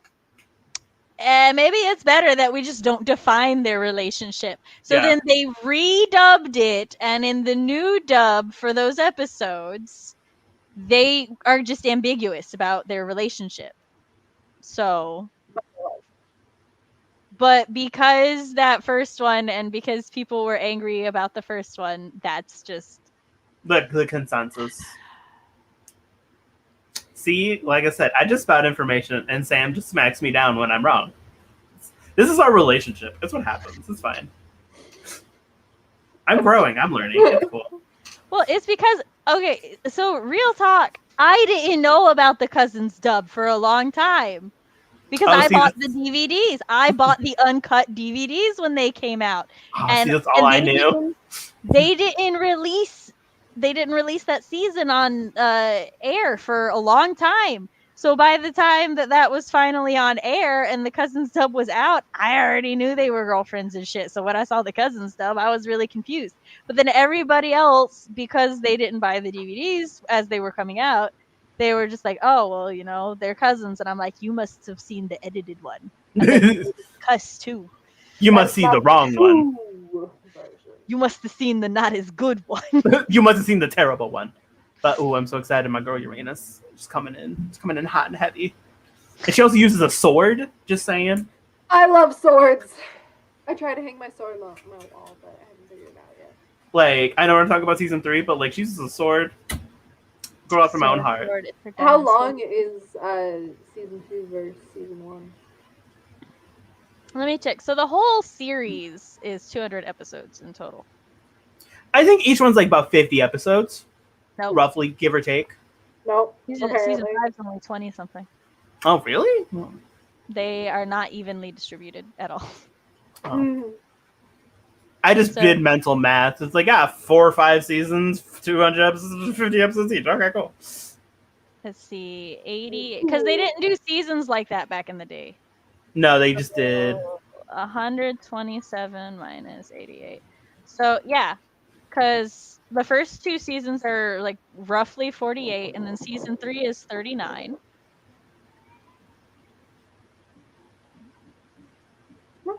Let's see when. Yeah, I was sitting there like watching it, and when Tuxedo Mask got like kidnapped, and then the rest of them were like in the alternate dimension thing, and like the episode ended on that, like right after she got all her princess memories back, then passed out. I was like, this would be a good place to end the season. I can't imagine like sitting there watching it, like as it was coming out, and like seeing that happen and going, that means it gets worse from here. Oh, we also get to meet that other Guardian. Okay, so like the first 2 seasons are both 48-ish, and then the next 2 seasons are 39, and then season 5 is 34. Huh. So the first 2 are the long ones, and then it just gets shorter. Yes. Those bastards. But we really didn't need more of season 4, so that's fine. Zenny's fast. Is it what is season 4? The Dead Moon Circus. Oh yes. Oh yeah, with these okay. I'm looking at the previews. Not the previews, but like the little images. Oh, we meet her next season? Oh, okay. Oh my gosh. I'm trying to, like, my computer messed up. There we go. Sam, Couldn't what's your get it to shoulder unplug. tattoo? The one here? Hold on, I'll show you. Wait, I think I've asked you this like multiple times. That's the one with the things from Zelda, right? Yeah. I have memories. I can recall Is it just things. the two arcs in season 2? The ones with the siblings that are also lovers, and then the one with the asshole lovers. Yeah. Yes. You have a cat in your lap now. My black cat's over here. I don't have a cat. He's not allowed in my room. He's not allowed in here. Unfortunate. To anybody whose comments were being withheld, I didn't see them in StreamYard, and I think most of my mods are gone at the moment, so... One's right here. My bad. Oh, I have the theme in my head. So I have Moon Revenge stuck in my head, which makes no sense because it doesn't play in any of the seasons. It plays in one of the movies. Oh. But I still have it. Oh, I might just... Revenge. Ooh, I might just watch Crystal tonight. Catch up on season 3 of that. Did we get through all your talking points? Did we? So we got like 10 minutes left. We could just spew nonsense. I can find a talking point. I've got 21,000 words. I'm sure I can. I'm sure we'll find something to talk about. Oh, Cody, I tried doing the Sailor Moon hair. Uh-huh. My hair's way too short to do it. And fine. It's too short and fine. So, I did something. But I would just like to whine about the fact that the new dubs use the original Japanese soundtrack, which I understand. However, you may notice going through my notes every single time that there is a song from the original English that is not there. I was like, and then I was sad and disappointed because I didn't get to hear Rainy Day Man. That's why I was upset because we didn't sing Oh Starry Night. That one actually kind of annoyed me more because they sang a different version of Oh Starry Night and the voice actress sang it. I know the voice actress can sing, but the way that they sang as Sailor Mars did not sound too appealing. So I was like, excuse me? Oh yeah, when she sings, yeah. It's like, I was like, And everyone's like, she's so good. Like, she's just the best. And I'm just like, are y'all sure? I think there's also a note that was like, I expected to be disappointed, but this beat is actually a bop, so it's fine. It's cool. I had really low expectations. Fuck you for no. No, I had high expectations because the song right there was She's Got the Power. And it's like, she's got the power. Yeah. A flash of thunder. Something. Only one will win the fight. Vision fills her head. With prism power might. She's got the power. It's just a great song. And the guy who wrote it apparently also wrote a Transformers song. I forgot which one. Sounds accurate. Artemis, wet your ears in my ear. He's like, but mother, I wish to listen to you. That's fine. But mother, I crave violence. But I remembered that because Rainy Day Man plays during the episode where Mako is actually talking about there's this guy who she's been friends with forever, and he's like her platonic bro, and he gets attacked, and she like she gives him some of her blood, and the like song, because it's a blood transfusion, they have the same blood type, so. But the song is like, rainy day man on your shoulder I cried, and it's just such a really nice song. And it's just about a platonic friendship. And I'm like, there's not enough of that. Also, Makoto still, there was one scene. Makoto hasn't mentioned her ex who broke her heart in a while.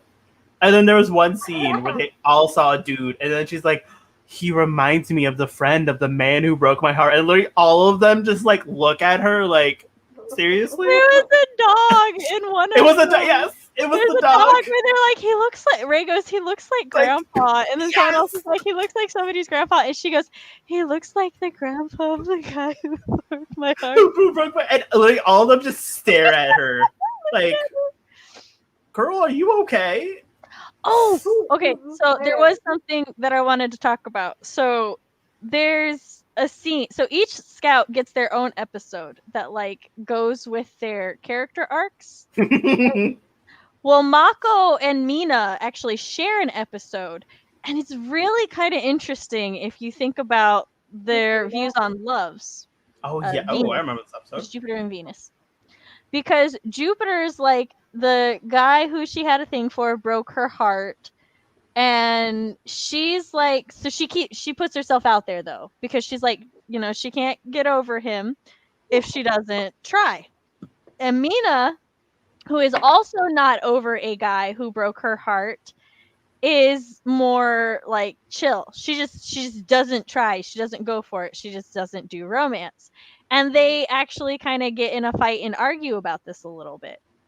But then Mina like apologizes to Mako, and because she's like Mako, look, I just think that, like, you know, you're a really great person and you don't deserve to be hung up on him. And Mako's like, look, I don't want to hear you shit talk him. He was a really good ex. It just didn't work out.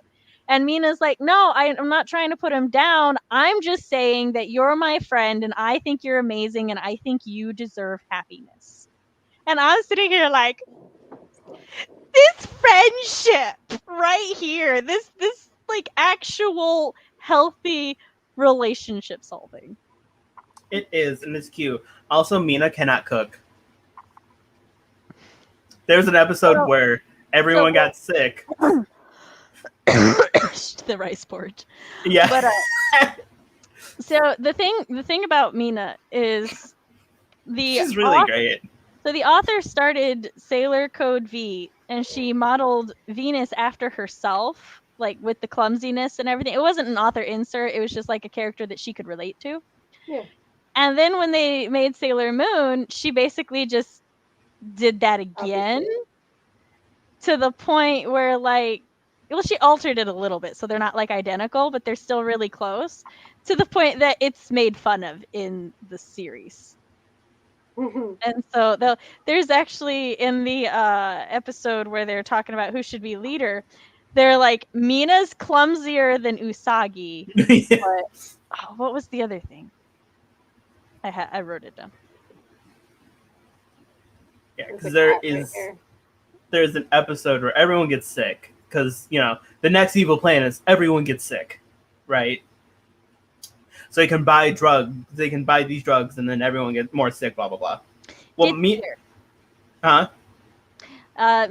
clumsier, Usagi's dizzier. That's what they say. Yeah. So then Minako doesn't get sick. So then she tries to nurse everybody to health. And it's real cute because as time goes on, each scout warns the other one. Like, I think she visits Ray first. And then Ray calls, like, Jupiter and everyone to be like, oh, hey, by the way, Mina's on a fucking a nursing binge. Don't trust it. And then she just shows up at the Usagi's house, busts in, and is like, I'm here to take care of you. And Usagi's like, I'm good. Like, it's fine. It's okay. My friend's house when they're sick and be like, I'm here to take care of you. And, like, and Mina's like, don't worry, I'll take care of everything. Yeah. And then she just crashes everything and makes terrible food. And Artemis is just like, I'm just here for the ride. I don't know what's going on. And it's real funny. It's like, I love Mina. Having the male voice actor for Artemis, like, among the squad of, like, all girls.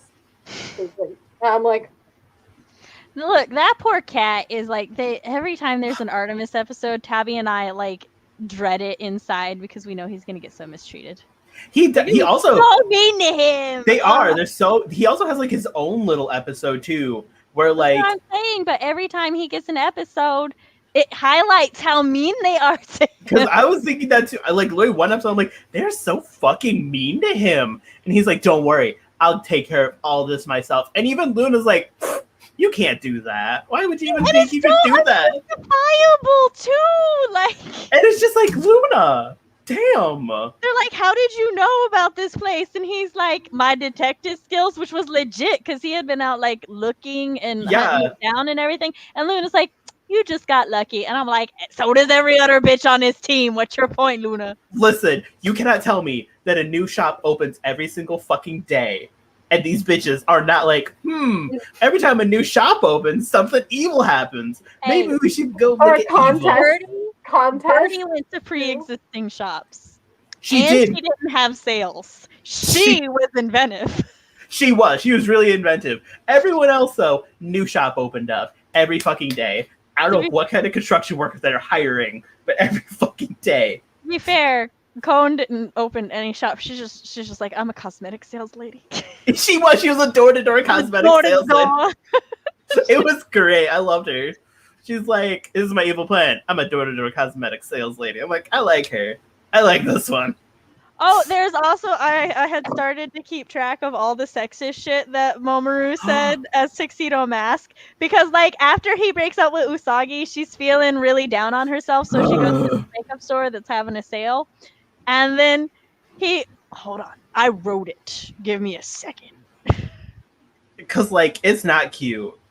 Like, it's at all. I wrote the 4 Spectre Scissors plus Dickwad. I see that. I'm literally in that note board right now. Okay, it's not in those notes.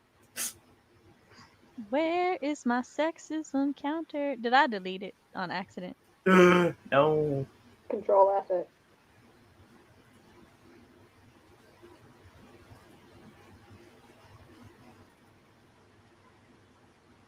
Well, basically, he says something about the fact that young girls don't need, like... Oh, here it is. I found it. It was up in the other counter. He's like... He says, young girls with makeup look bad, saying getting stronger is fine, but he'd think she'd try to stay graceful and kind, too. To Usagi, after he breaks up with her, mind you. I was like, bitch. Also... I'm also in that board, and I'm seeing Moon being the most badass willpower bitch, the Rubius Gravity Well. Oh my god, yes. So this bitch, Rubius, is like, I have the power of gravity. Fuck you. And just, like, plows her to the ground. And Moon just stands up. Just from sheer willpower. Badass. Yeah, she was basically like, you got all my bitches over there? Nah, let's go. Let's go, Ruby. And he's all like... He's like, hold on. No one should be able to stand. And she's just like standing up. She's just like getting ready to go too. And he's like, but how?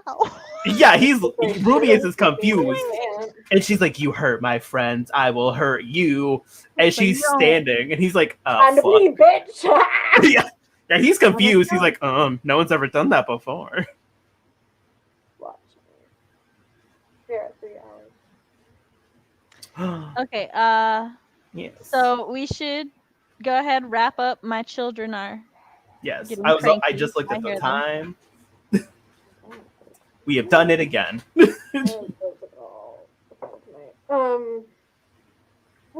Cody. How about CB, you go first this time? Because I went first. No! Yes. I'm always last. Friends. Now I'm Tuxedo Mask. I'm a young adult fantasy author, college student, and teenager, and and I tell my channel, I talk about how those things come together, or rather do not. I put videos on semi-reliable writing advice. Every once in a while I do semi-productive live streams, and I make funny skits, maybe. Yeah, that's me. Alright, cool. Hello, everybody. It's me again. My name is Cody. I am a gay creator who makes gay shit because straight people have had it too good for too long. I am just the sass. I am currently working on my debut novel with witches and werewolves and shit. It's a paranormal romance so far. It's going to be a series. I'm just going to break it down right now. Yeah, follow me on my journey as I publish my first book and just make gay shit. Woo! It's a fun time. Gay shit. Gay shit. I think I'm gonna hang my pride flag on the back of the door. Yeah, I have mine right here. I need to steam it so it's not so wrinkly. I need to do that tonight. And I am Writing Mom Samantha out Nasset. This is my channel where I talk about writer things, parents, or parent things. On Mondays, we do live streams where sometimes we do writing sprints, sometimes we talk about whatever I want to talk about. Next week, we're doing, are we doing a party? Is it a party? Hold on, I'm checking my schedule. Oh. We are doing a party next week. No, next Saturday, we're doing a party. I think. Oh yes, we will be at the Worldwide Writeathon doing a dance party in June 5th, I think. You can check out the Worldwide Writeathon Instagram for that. Just a taste. If you'd like to keep up with all things Sam, you can sign up to my newsletter down below at samanthaalnasset.com. If you would like to support the channel, you can support me at Ko-Fi. Give Sam money. What else? Yeah. Give Sam money. Please, if you enjoyed, like the stream, maybe subscribe to the channel. I make videos. I post them weekly. Haha. I think that is everything. That's everything right now, because I'm really tired. Me too. Me three. I'm about to go on 24 hours awake in like an hour. Damn! Ma'am. I had Moon to consume. Consume Moon sooner. Tell my cousin sleep, then go to sleep. You should yell. I will yell at your cousin, sir. Your wedding should have been later or earlier. Pick one. Your wedding was inconvenient for our Sailor Moon stream. Exactly. Yeah. All right. So, all right. We'll talk to you later. Bye.